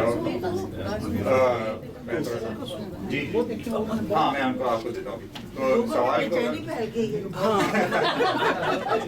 तो अगर इस पे इससे दूसरे लोग तो अगर हम अच्छा सवाल जवाब के दौरान एक गुजारिश में ये है कि हम लोग जब सवाल कर रहे हैं ना तो वक्त सवाल समझना थोड़ा सा मुश्किल होता है, लंबा सवाल होता है, तो अगर हम मुख्तसर रखें टू द पॉइंट तो सवाल समझ आ जाते हैं, वरना हम ये भूल जाते हैं कि असल में पूछना क्या चाह रहे थे। और दूसरी बात ये कि जब सवाल जवाब के दौरान अगर हम गुफ्तगू आपस में ना करें तो उसमें फ़ायदा ये होगा कि हम लोग ये समझ सकेंगे कि असल में डॉक्टर साहब बता क्या रहे हैं। हम प्रोग्राम के बाद इंशाल्लाह उसको तमाम गुफ्तगू करेंगे, बहुत खुल के करेंगे। तो जो सवाल था उसको अगर थोड़ा समेटना चाहे, वही सवाल दो तीन जगह से आया, तो ये कहना चाह रहे हैं कि जब कोई सवाल उम्री लिखता है उसमें दूसरों का जिक्र आ जाता है, तो और दूसरों का जिक्र इस तरह आता है कि आप खुद मुतनाज़ बने या ना बने वो एक अलग बात है, दूसरा आदमी मुतनाज़ बन रहा है, तो क्या इसका तो ताल्लुक सवाल उम्री की अखलाकियात से है या नहीं है? नंबर 1, लिखना चाहिए नहीं लिखना चाहिए? नंबर 2, और अगर लिख दिया है तो और उसी पर असर पड़ा है तो क्या आपका की कोई इसके बाद की जिम्मेदारी है?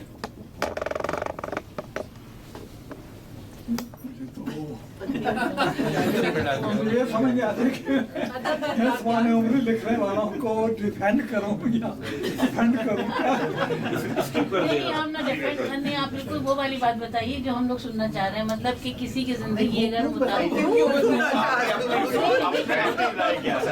आपकी जाती नहीं, आपकी जाती राय क्या है, मतलब मैं तो 365 सवाल उम्र के बारे में राय दे चुका हूँ। अब ये कि मुझे इजाजत दें तो क्यों मैं राय दी है वो अगर आपने पढ़ी है, कोई किसी खास स्वानुमति का जिक्र करें तो मैं उसके बारे में पढ़ देता हूँ कि मैंने ये लिखा है। मैं अगर आप मुझे इजाजत दें तो चूंकि डॉक्टर साहब ने असल में ये जो सवाल हो रहा है इसका जवाब मेरा ख्याल है कि शुरू में दे देगा। वो इस तरह के हम लोग अपने अपने ख्यालात हो सकते हैं कि आप किसी चीज़ के हक में हैं कि नहीं है। कोई चीज़ छपी है, मैं कह सकता हूँ कि भाई क्यों छापी, तो आप कह सकते हैं कि नहीं क्यों ना छापे। तो डॉक्टर साहब का कहना ये है कि जो शख्स लिख रहा है उसको पूरा हक लिखने का, अच्छा लग रहा है आपको या बुरा लग रहा है, सही लग रहा है बुरा लग रहा है, उसको लिखना तो उसको लिख दिया आपको गालिबन। तो बहरहाल ये कि अगर किसी को नुकसान पहुंच रहा है तो वो डॉक्टर साहब कह रहे हैं मेरा कलम मेरी मर्जी। मेरा कलम। अच्छा मैं एक वो उन्होंने शुरू में हाथ उठाया था, वो देखिए वो अभी भी इंतजार में बैठे हैं। मेरे सवाल बिल्कुल शुरू में थे लेकिन मैं आपको देते नीचे चले जा रहा हूँ। मैं सिर्फ आपको देने से पहले एक सवाल मैं थोड़ा सा कर दूँ, कोई नया नहीं है, कुछ उसी सवाल का हिस्सा है कि हम जब ये कहते हैं कि सवाने उमरी अगर खुददानिश नहीं है, कोई और लिख रहा है, तो हम उस पर कितना भरोसा कर सकते हैं? तो आपकी मर्जी है, करें ना करें। नहीं अगर आप पैरानॉइड पर्सनैलिटी हैं तो बिल्कुल ना करें। हाँ, ये तो आपकी पर्सनैलिटी पे डिपेंड पढ़ने वाले पे मुनसर है। तो लिखने वाले की ऑथेंटिसिटी भी है। अब ये लिखने वाला तो लिख चुका, अब उसका असर पढ़ने वाले पे क्या होता है, पढ़ने वाले पे पढ़ने वाले पे क्या होता है मेरा, मैं तो एक तनकीद निगार की हैसियत से जो मेरा असर था वो मैंने बयान कर दिया। ये एक आदमी का है ना जी। बहुत शुक्रिया, आखिरकार माइक हासिल करने में कामयाब हुए। मेरा शुक्रिया डॉक्टर साहब। ख्वाजा शफी दहलवी ने कहा था कि अदब में इखलाकियात ढूंढना शराब में नमक घोलने के बराबर है। बिल्कुल सही। उसके बाद पहली जो उन्होंने सवाल उठाया तो उसी से एक मेरे ज़हन में बात आ गई कि मुश्ताक अहमद यूसुफी ने अपने दोस्तों के बारे में पूरा 1000 सफ़े का सवाने उमरी उनकी लिखी थी, जिस पे उनके दोस्त ने एतराज़ किया कि मुझे अपनी फैमिली की तरफ से प्रेशर है कि अगर ये सारी बातें ना छपें तो बेहतर है, जिसकी वजह से उन्होंने वो शेल्फ पे रख दी और नहीं छपी। तो जब मुश्ताक यूसुफी जैसा सक्का अदीब एक चीज़ को साइड पे रखने पे मजबूर हो जाए तो वहाँ इखलाकियात का क्या मेयार है? ये तो यूसुफी साहब से पूछना चाहिए, वो छप गई है। नहीं, जो उन्होंने, अगर आप आबे गुम में उन्होंने इसका तज़किरा फरमाया है कि मैंने ये किताब जो है वो नहीं छापी अपने दोस्तों की, और मंजूर इलाही शेख भी उनके छापी है, उनके वो भी बहुत करीबी दोस्त थे, चनियोट के जो उनके दोस्त थे उनके बारे में उनके पूरा जो अहवाल था वो उन्होंने नहीं छापा था कि मेरे दोस्तों को जो है वो एतराज़ है। दूसरा मेरा सवाल ये है कि मोहम्मद हुसैन आज़ाद की लिखी हुई आबे हयात सवाने उमरी की किस कैटेगरी में आती है? आबे हयात तो सवाने उमरी नहीं है, वो तो तारीख की किताब है। उसमें मुख्तलिफ शुअरा के हालात उन्होंने बयान किए हैं, इसलिए ये कहना कि आबे हयात सवाने उमरी है वो तो नहीं। आपने गालिबन गौर नहीं फरमाया इस पहलू पे कि आबे हयात को हम सवाने उमरी के तौर पे डिस्कस नहीं कर सकते, तारीख की किताब के तौर पे डिस्कस कर सकते हैं, और उसकी भी बहुत सी हैसियत है। बाद उसे मुस्तरद बांधते हैं, बाद उसे गैर मुस्तरद करार देते हैं, क्योंकि बहुत सी बातें ऐसी आ गई हैं ख़ास तौर पे गालिब को इग्नोर करके और सौक को बढ़ा चढ़ा के बयान करने पे बहुत से एतराज़ात हुए हैं। बहरहाल सफर नसीब को आप किस तरह देखेंगे? जी मुख्तार मसूद की सफर नसीब उसे आप किस तरह देखेंगे? सफर नसीब बहुत अच्छी किताब है, अच्छा सफरनामा है। नहीं, लेकिन उसमें देखिए कि उनके जो ज़ात के एक्सपीरियंसेस हैं, और मैंने जो पहले बात की थी कि कि ये सवाल बड़ा अहम है कि हम किसी की ऑटोबायोग्राफी को क्यों पढ़ें। जितनी देर तक उसके अंदर एक रिफ्लेक्टिव कंटेंट नहीं है, मैं उससे ज़्यादा मुतासिर नहीं हूँ। तो मुख्तार मसूद साहब की किताब वो है कि जिसके अंदर एक रिफ्लेक्शन आपको हर फिक्रे में, हर पैराग्राफ में नजर आती है। तो आप उसे आपका उसके बारे में क्या ख्याल है? सफर नसीब के बारे में, सफर नसीब तो वो उनकी आवाज़ दोस्त शायद ज़्यादा बेहतर उनकी नहीं, सफर नसीब इन्हीं की है मुख्तार मसूद के, लेकिन ईरान का सफरनामा वो लोहे अय्याम है सर, लोहे अय्याम ईरान वाला जो है लोहे अय्याम है। सफ़र नसीब उनके दो मुख्तलिफ सफ़र और शख्सियत निगारी है उसमें दो, एक उनके दोस्त हैं उसके बारे में सवाल है या तो नहीं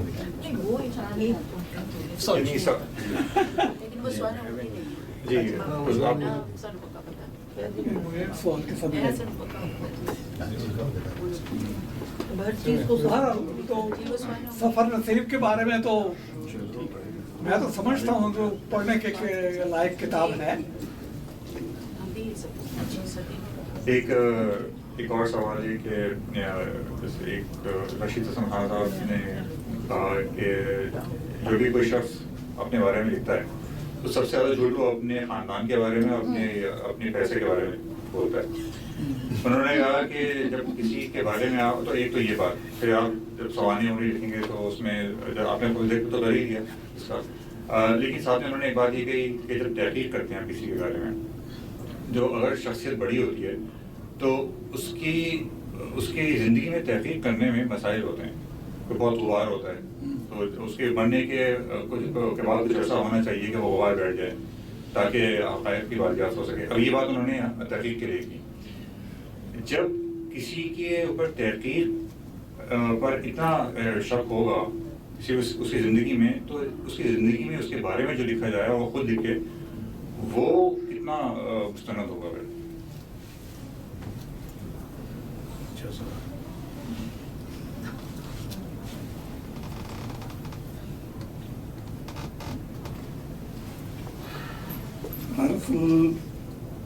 इंसान के अपने हालात जो हैं वो भी दरअसल तारीख होते हैं। जब आप अपने हालात बयान कर रहे हैं, अपने माँ बाप के हालात बयान कर रहे हैं, अपने ख़ानदान के हालात बयान कर रहे हैं, तो गोया आप एक पूरे दौर को सामने ला रहे हैं कुछ।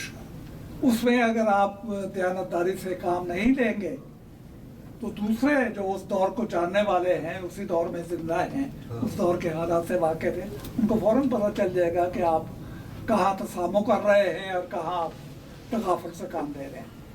तो ये सिलसिला तो चलता है। तो हर आदमी की तारीख अपनी तारीख नहीं होती, अपने दौर की तारीख होती। तो ये बुनियादी नुक्ता अगर ज़हन में रहे तो सारी चीज़ें वाज़ेह हो जाती। अच्छा, और कोई सवाल? अच्छा, एक सवाल ये कि जब खुद नविश नहीं सवानी उंगली लिखी है किसी और की, तो उसके क्या उसको तहकीक, उसके साथ तहकीक लाजमी है? अगर उसको सवानी उंगली कहेंगे या उसको हम बगैर तहकीक के भी लिखा जा सकते हैं? तहकीक देखें, हर आदमी जो अपने बारे में लिख रहा है, अगर मसलन आप मुझे जानते हैं कि मैं कौन हूँ और मैं अपने बारे में जो लिख रहा हूँ वो आप पढ़ने के बाद महसूस है कि ये कोई और आदमी है जो बात कर रहा है, ये अपनी बात तो बयान ही नहीं कर रहा। तो इसलिए पढ़ने वाला जो है, जो उस दौर को जानता है, जो उस दौर में जिंदा है, वो उस दौर की तारीख को समझता है। इन बातों का लिखने वाले के ज़हन में मौजूद रहना चाहिए। अगर वो ऐसा नहीं करेगा तो उसकी बात पाया क्या कहते हैं, सकाहत को नहीं पहुँचे। जो नुकसान जो हुए हैं, एतराज़ात होते हैं, खुद नविश्तों पे या सवाने उम्रियों पे वो यही होते हैं कि हालात उन्होंने ऐसे बयान किए हैं या उन हालात से उन्होंने ऐसा नतीजा निकालने की कोशिश की है जो नतीजा नहीं निकलता। जी जी, इसी की कंटिन्यूशन में मैं ये बात करना चाहती हूँ कि अगर ऐसे सवाल होंगे जो आज से 200-400 साल या 150 साल पहले लिखी गई है, तो अब पढ़ने वाला जो है वो इस स्टैंडर्ड से तो उसको नहीं नाप सकता, क्योंकि वो नहीं जानता और लोग भी मर चुके हैं।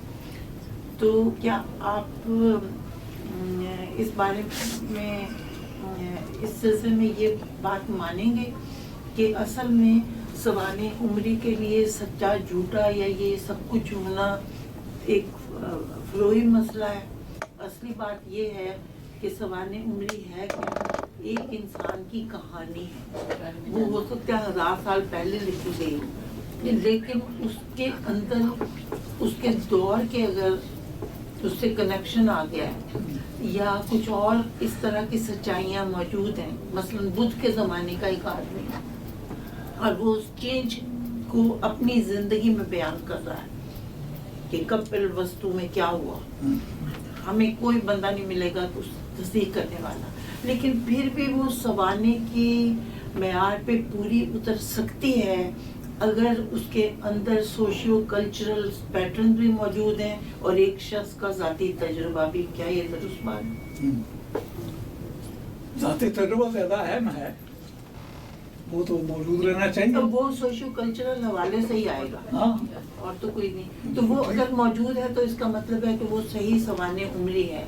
इस बात से कतई नजर कि उसकी खोज में बंदा लग जाए कि क्या सच है क्या झूठ है, क्योंकि ये खोज जो है वो सिर्फ एक हद तक हो सकती है, ज़्यादा रीडर को क्या डिटेक्टिव होना चाहिए, डिटेक्टिव हो गया कि अब जाके पहले वो ये खोज करेगा कि वो 150 साल पहले जाएगा। ये जो अभी नुज़र साहिबा ने सब बात की उसी से रिलेटेड एक वो के तारीख़ के हवाले से इब्न खुल्दून ने अपने मुकदमे पे भी खासा डिटेल से कुछ रूल्स दिए हैं जिसमें आप हिस्ट्री को मतलब वेरीफाई कर सकते हैं, तो हम उसको भी सवाने में इस्तेमाल कर सकते हैं तारीख़ी हवालों को वेरीफाई करने के लिए। क्या ख्याल है आपका? इब्न खुल्दून को दोबारा किया जा सकता है, मतलब उन्होंने तो उन्होंने किया वो तो उसको जवाब ही इस्तेमाल किया जाता है, बिल्कुल, और हवाला दिया जाता है। अच्छा, एक सवाल है आसिम की तरफ से कि कायदे आज़म पर जो किताबें लिखी गई हैं उनकी सवानी उम्री कई लिखी हैं, उनके बारे में बहुत कुछ लिखा गया, तो आप क्या कि ऐसी किताबें जिसको आप कह सकें कि ये सबसे ज़्यादा ईमानदारी से लिखी गई है? देखें, मैंने कायदे आज़म की सिर्फ एक सवाने उम्री पढ़ी है, इसलिए मैं मुआवजा नहीं कर सकता कि कौन सी सवाने उम्री उनमें ज़्यादा तफसील से लिखी गई है और कौन से तफसील से नहीं लिखी।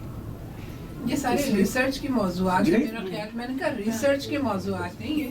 सवाने उम्री लिखने वाला तो अपनी बात कह के अपनी कहानी सुना के अलग हो जाता है। किसी की कहानी लिखना जी और चीज़ है, हाँ, अपनी कहानी लिखना बिल्कुल, ये अपना और गैर का फर्क है। जब तक किसी वाला अपने असर से तो जुड़ के मेरा लिख जो रहा तो उसकी राइटिंग सुन के जो मुझे अंदाजा हुआ है बात हो रही है भाई, ये चाहता हूँ कि क्या सवाने उम्री में हमें दियानतदारी ढूंढने की ज़रूरत है, या हम उसे ये कहें कि ये एक पर्सपेक्टिव है, तो वो पर्सपेक्टिव लिखने वाले का पर्सपेक्टिव है। जिस तरह तारीख की किताबें हैं एक पर्सपेक्टिव से लिखी गई हैं, मैं और आप बैठ के डिबेट कर सकते हैं कि हम उससे एग्री करते हैं कि नहीं, लेकिन दियानतदारी की जो बात है क्या आपने की है, ये तो पर्सपेक्टिव का इशू है। मेरे पर्सपेक्टिव से हो सकता है कि मैंने उसको दियानतदारी से लिखा हो, आपके पास जो मालूमात हैं सही या गलत, आप उसकी बेस पे कहें कि ये सही है या गलत है, लेकिन I don't think that should be a criteria to evaluate कि वो सवाने जो है वो सही है या नहीं है, क्योंकि हम में से आप में से कोई भी ये फैसला नहीं कर पाते। पहले आप कुछ कहेंगे थोड़ा सा? मैं इस पे तो सवाल नहीं कर सकता, यही आपका कमेंट था, मेरा ख्याल है आप शायद वही डॉक्टर साहब ने जो बात की उसी को नहीं, बात वाज़ेह है। कौन सी बयान करने वाली बात कौन सी है? आप नहीं फरमा रहे हैं। आपने जो शुरू किया था बात मुझे की थी कि सबाने उमरी की जो बेसिस है परखने की वो ये है कि लिखने वाले ने कितनी दियानतदारी से अपने बारे में बात की है, मैं उसके ऊपर जा रहा हूँ। ये आपका फर्स्ट स्टेटमेंट था। इसमें तो आपको क्या इतराज है? नहीं, मुझे उसमें ये है कि मैंने आपसे कहा कि ये लिखने वाले का पर्सपेक्टिव है, वो अपनी तरफ से हो सकता है उसने सही लिखा हो, आपका पर्सपेक्टिव है कि उसने गलत लिखा है। नहीं, मेरा पर्सपेक्टिव ये नहीं कि उसने गलत लिखा है। हालात जब आप मसलन नुज़त की बात सामने आ जाती है, अगर आप आज से 10 साल 100 साल पहले के किसी आदमी की लिखी हुई तारीख पढ़ते हैं तो उसने सिर्फ तारीख नहीं लिखी, उस जमाने की तारीख और लोगों ने भी लिखी है, वो पर्सपेक्टिव तो सारा सामने आएगा ना जब आप किसी उसका। जी सर, मेरा कमेंट आपका इस पे कि उसने अपने बारे में जो लिखा, मैं उसकी बात कर रहा हूँ। आपने ये कहा कि अगर उसने अपने बारे में दियानतदारी से लिखा है तो फिर वो ऑथेंटिक है, लेकिन अगर उसने मैं ये कह रहा हूँ कि हमें ये कैसे पता कि जो वो अपने बारे में लिख रहा है वो दियानतदारी से लिख रहा है कि नहीं। आप तो हालात को देख के इस बात का फैसला कर रहे हैं, लेकिन लिखने वाला जो लिख रहा है वो तो अपने हिसाब से लिख रहा है, जो उसने एक्सपीरियंस किया। ये मतलब हमें कैसे पता चलेगा कि उसने हमें कैसे पता चलेगा कि वो दियानतदारी थी या नहीं थी अपने बारे में? उसके परवाज़ साहब ने ये भी कहा था कि अगर वो सिर्फ अपनी एक ही अपनी तारीफें ही करता जा रहा है, मुबालगे से काम लेता जा रहा है, तो कि हर शख्स को ये चाहिए कि वो नेगेटिव भी जो है वो भी लिखे, पॉजिटिव भी जो है वो भी लिखे, यही नहीं कि सिर्फ वो पॉजिटिव चीज़ें वो लिखे। तो मेरा ख्याल है कि ये जो सवाल हो रहा है कि सच है या झूठ है, ये शायद वो जो तहरीर है वो खुद तय कर लेगी, क्योंकि जब आप उसको एक तरफा देखेंगे तो आपके जहन में ये सवाल आएगा कि भाई ये एक ही तरह की बात है, ये बंदा है कि फरिश्ता था।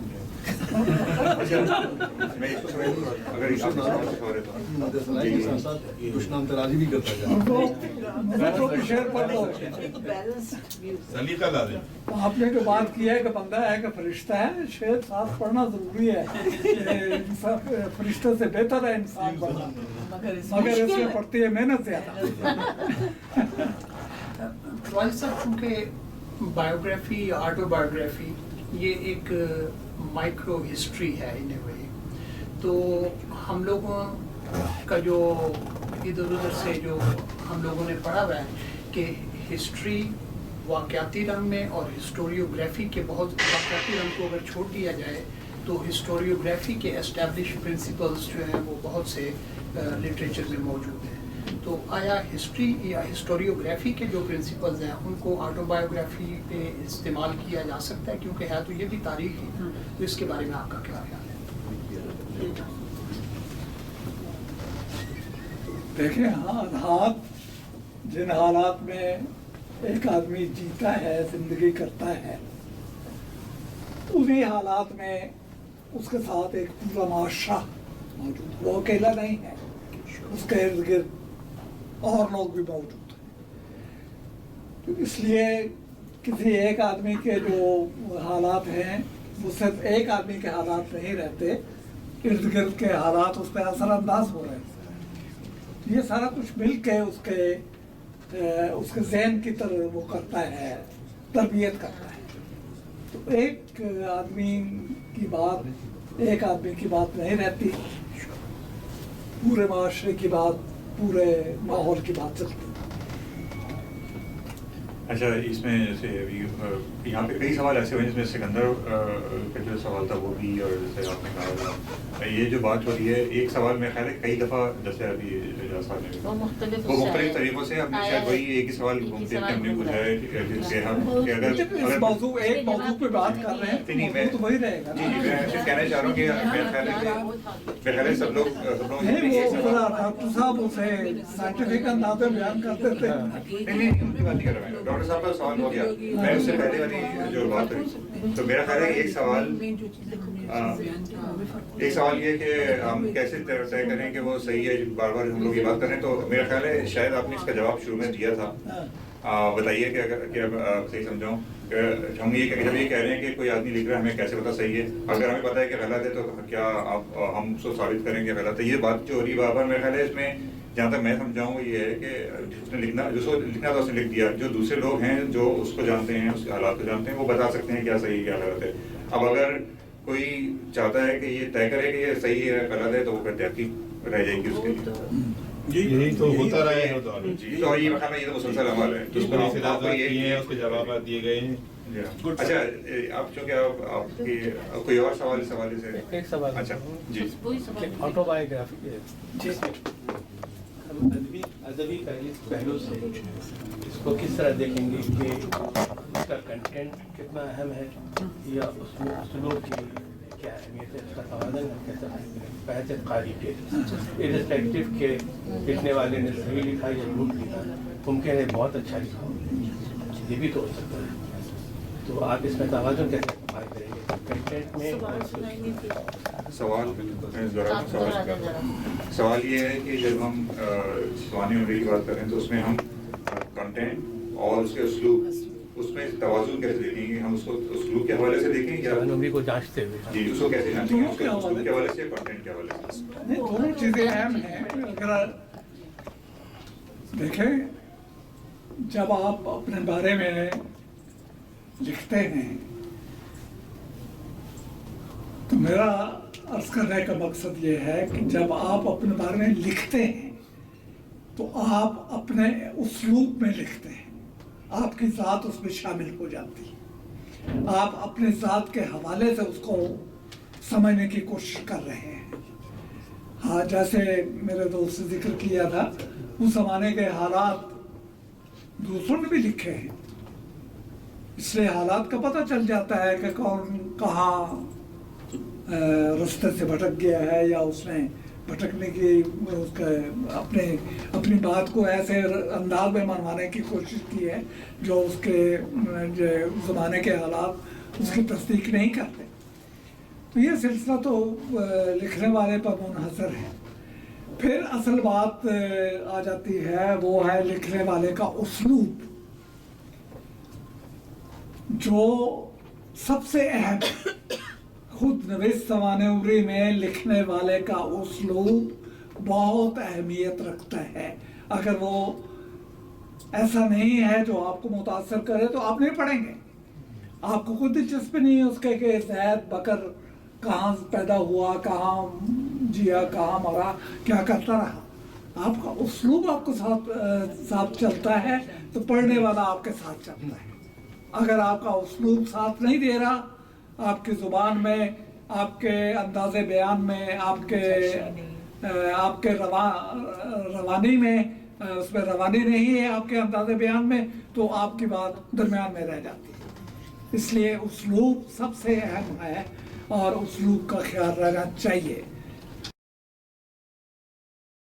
اور وہی سوانح عمریہ زیادہ پڑھی گئی ہیں جن کا اسلوب ایسا تھا کہ لوگ ان کو پڑھنے پہ مجبور ورنہ شہاب نامے کی بات کر رہے ہیں تو اسلوب اچھا، شہاب نامے کا اسلوب اچھا ہے، ہاں اسلوب اچھا ہے، جو بھی انہوں نے لکھا ہے لوگ اس پہ ان کو پڑھنا پسند ہے۔ وہ تو پڑھنے والے پہ منحصر ہے نا، تو ان کو کہاں تک صحیح سمجھتا ہے یا کیسے سمجھ سکتا ہے، وہ دوسرا سوال آ جاتا ہے کس لیے یہ کہ ریڈیبل بھی ہے۔ دو مختلف سوال ہیں نا، لیکن اصل بنیاد جو ہے وہ اسلوب ہے۔ اگر لکھنے والے کا اسلوب ایسا ہے تو وہ قاری کو ساتھ یہ چلتا ہے، اگر اسلوب میں ایسی کوئی خوبی نہیں ہے تو پڑھنے والا اس کے ساتھ نہیں چل سکتا۔ ویسے ڈاکٹر صاحب جن لوگوں کو خود نویش جو بھی لکھتا ہے اس کو کیا خود نمائی کا شوق ہے ہی تو وہ لکھے گا، نہیں تو وہ کچھ اور بھی لکھ سکتا ہے؟ نہیں، خود نمائی کا شوق نہیں ہوتا، خود نمائی تو ایک خاص، یہ نفسیات ہم زیادہ بتا سکتے ہیں، ایک خاص کیفیت ہے جو اپنے آپ کو وہ ابھارنے والی ہے، ورنہ وہ خود اس میں لکھنے والے میں خود نمائی میں نہیں لکھنا تو آپ ناول لکھ لیں، آپ ہسٹری کی کوئی کتاب لکھ لیں، آپ کچھ اور لکھ لیں، لیکن جو بھی یہ لکھتا ہے اپنی ذات کے بارے میں اسے تو آپ اس طرح بھی بڑھا سکتی ہیں، جو اپنی ذات کے بارے میں لکھتا ہے وہ تو ذاتیات کو تو رکھتا ہے نا۔ ان کا مقصد یہ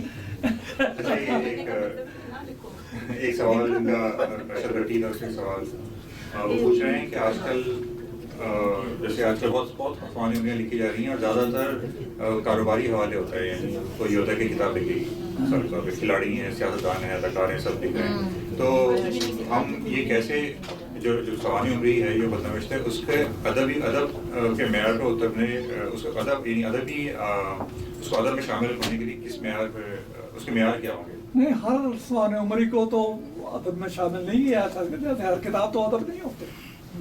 کتابیں تو بہت ہیں لیکن ادب کم ہے نا، اس لیے خود نویس سوانح عمریوں میں بھی وہی کتابیں ہیں، وہی سوانح عمریاں ادب کی زمرے میں آتی ہیں جن میں ادبی خوبیاں ہوتی ہیں.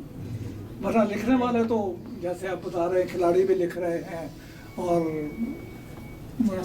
تاجر بھی لکھ رہے ہیں، بے شمار قسم کی سوانح عمریاں آ رہی ہیں، آتی رہیں، لکھنے تو چاہیے، اس لیے کہ حالات لکھنا بہت. یہ بھی جیسے روبینہ نے ایک بات کی، ایک سوال آپ نے اس کا آدھا جواب تو ویسے دے دیا کہ آپ نے کہا کہ وہ ہمارے نفسیات جو ہیں وہ بتائیں گے، لیکن میرے ذہن میں یہ بات تھی کہ جو لوگ سوانح عمری لکھتے ہیں اور اس میں اپنی برائیاں بتا رہے ہوتے ہیں، وہ بعض اوقات اپنے آپ کو اینٹی ہیرو کے طور پہ بھی تو پیش کر رہے ہوتے ہیں. جو خوبیاں بتا رہے ہیں وہ اینٹی ہیرو نہیں ہوتے، جو خامیاں بتا رہے ہیں یہ تو توازن رہنا چاہیے نا خوبیوں اور خامیوں میں. انسان کی شخصیت متوازن شخصیت ہے، جی پاک بیتی جی وہ کس کیٹیگری میں آئے گی؟ جی پاک بیتی کس کیٹیگری میں آئے گی؟ ساقی فاروقی کی پاک بیتی کس کیٹیگری میں؟ پڑھی آپ نے؟ جی اچھا، دونوں حصے پڑھ لیے کہ ایک پڑھا ہے؟ ایک پڑھا. ہاں دونوں پڑھے. پھر دوسرا حصہ اس کے وفات کے بعد چھپا ہے، وہ زیادہ پڑھنے کے لائق ہے. پروازی صاحب، جاپان میں جس طرح سے بایوگرافی لکھی جا رہی ہے یا لکھی گئی ہے، اس کا کوئی کمپیریزن آپ کر سکتے ہیں اردو میں لکھی گئی ہو جاپان میں؟ نہیں، ایسے تو مشکل ہو جاتا ہے، لیکن میں نے کام جو شروع کیا تھا ادبی جاپان میں رہ کے، وہ کاواباتا کی نوبل پرائز نوبل بک پہ تھا، برف کا شہر، دا سنو کنٹری. کاواباتا یاسوناری جاپان کے ایسے ادیب تھے پہلے ادیب تھے جن کو نوبل پرائز دیا گیا تھا. چھوٹی سی کتاب ہے اور ایک خاص حصہ ہے جاپان کا جہاں زیادہ برف پڑتی ہے، اس کو انہوں نے سنو کنٹری کا نام دے کے اس تہذیب کو ابھارنے کی کوشش کی. تو پہلی کتاب وہ تھی، اسی کے میں نے سب سے پہلے ترجمہ کیا. وہ آج تک وہ کتاب وہاں ٹیکسٹ بک کے طور پہ پڑھائی جا رہی ہے، اس لیے کہ ان کے معاشرے کی کتاب ہے، ان کو سمجھ آ جاتی ہے اردو پڑھنے والوں کو. تو اردو کی ٹیکسٹ بک میں وہ سنو بک وہاں، سنو کنٹری وہاں شامل ہے. بہرحال یہ تو سلسلہ چلتا ہی رہتا ہے. لیکن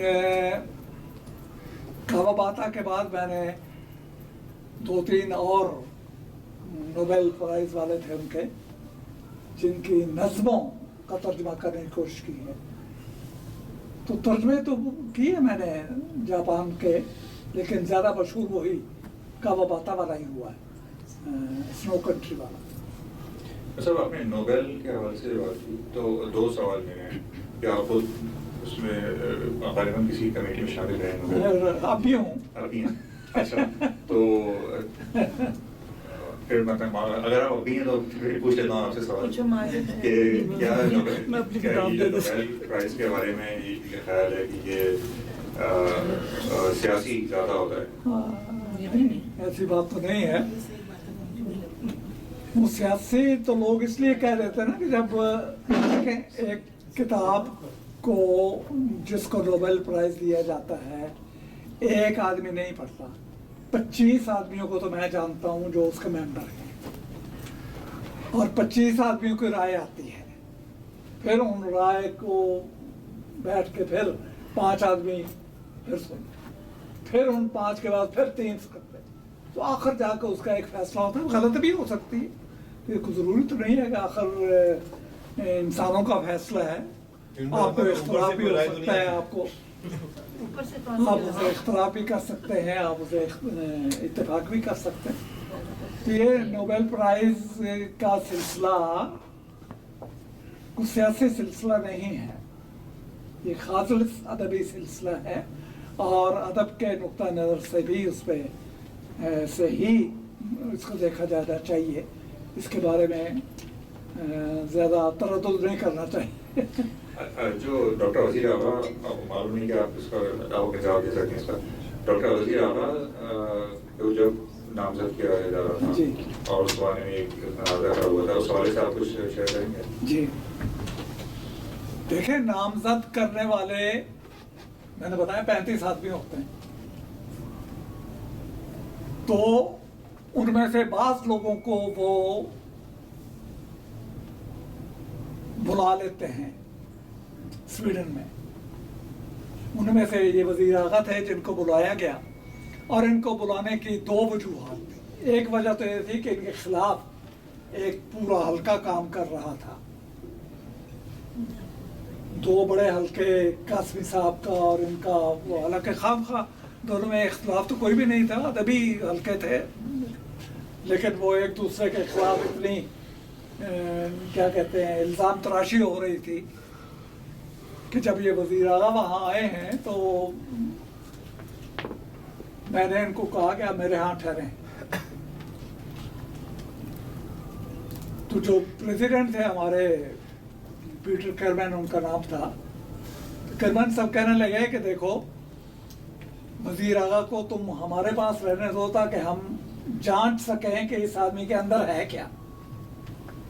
मैंने कहा जांचे तो आप उसके मजमून से, जो वो मजमून आपके उस पर मीटिंग में पढ़ेंगे वहां से आप अंदाजा लगाएं कि उसके अंदर तो है या कुछ चीज़ है भी कि नहीं है, या खामखा प्रोपेगेंडा ही चल रहा। तो जब इन्होंने मजमून पढ़ा है तो मैं उस मीटिंग में मौजूद था।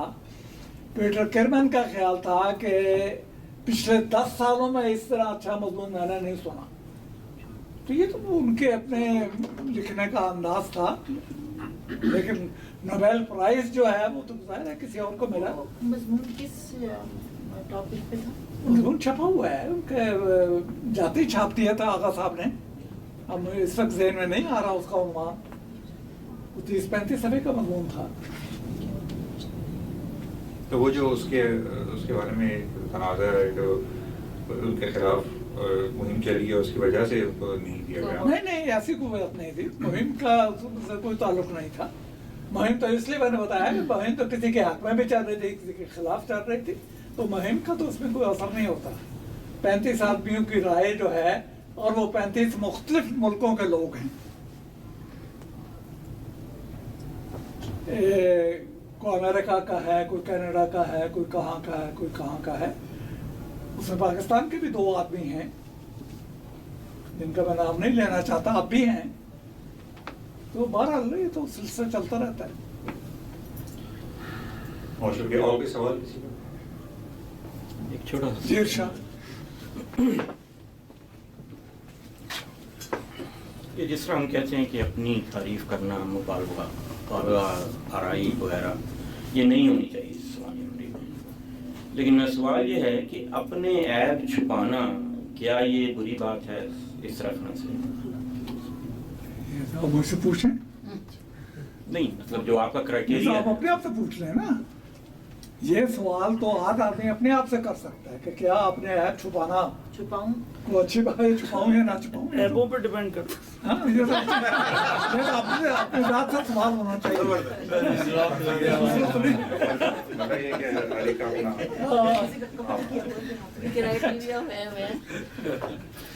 बहुत शुक्रिया।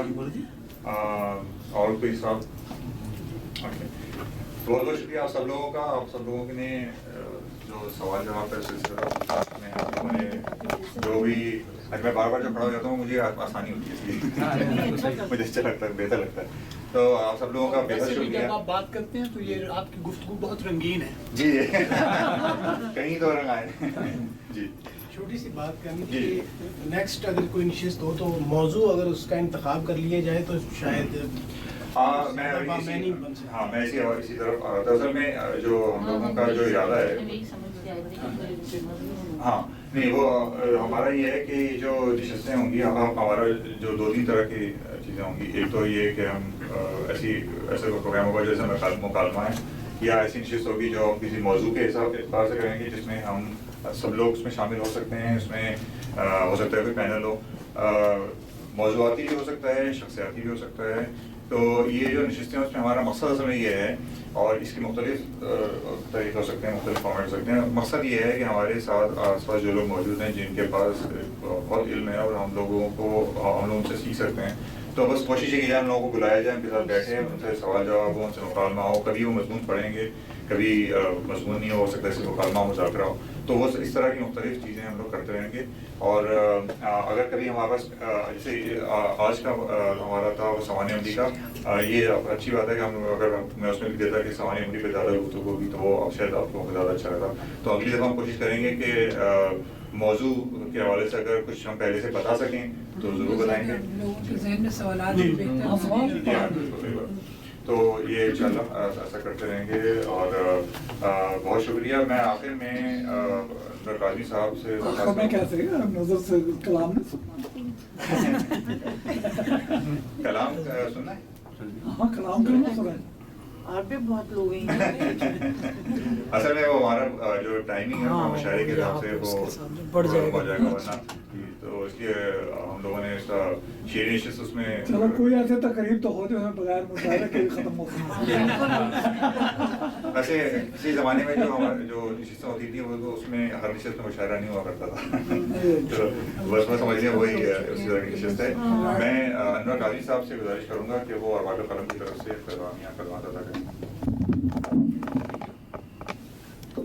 میں اپنی اس نئی تنظیم جو یہاں کینیڈا میں اس طرف کینیڈا کے لحاظ سے دی ہے, اس کی جانب سے آپ تمام شرکا کا بہت بہت تہہ دل سے شکریہ ادا کرتا ہوں, بالخصوص آپ کا پرویز مرغازی صاحب کا.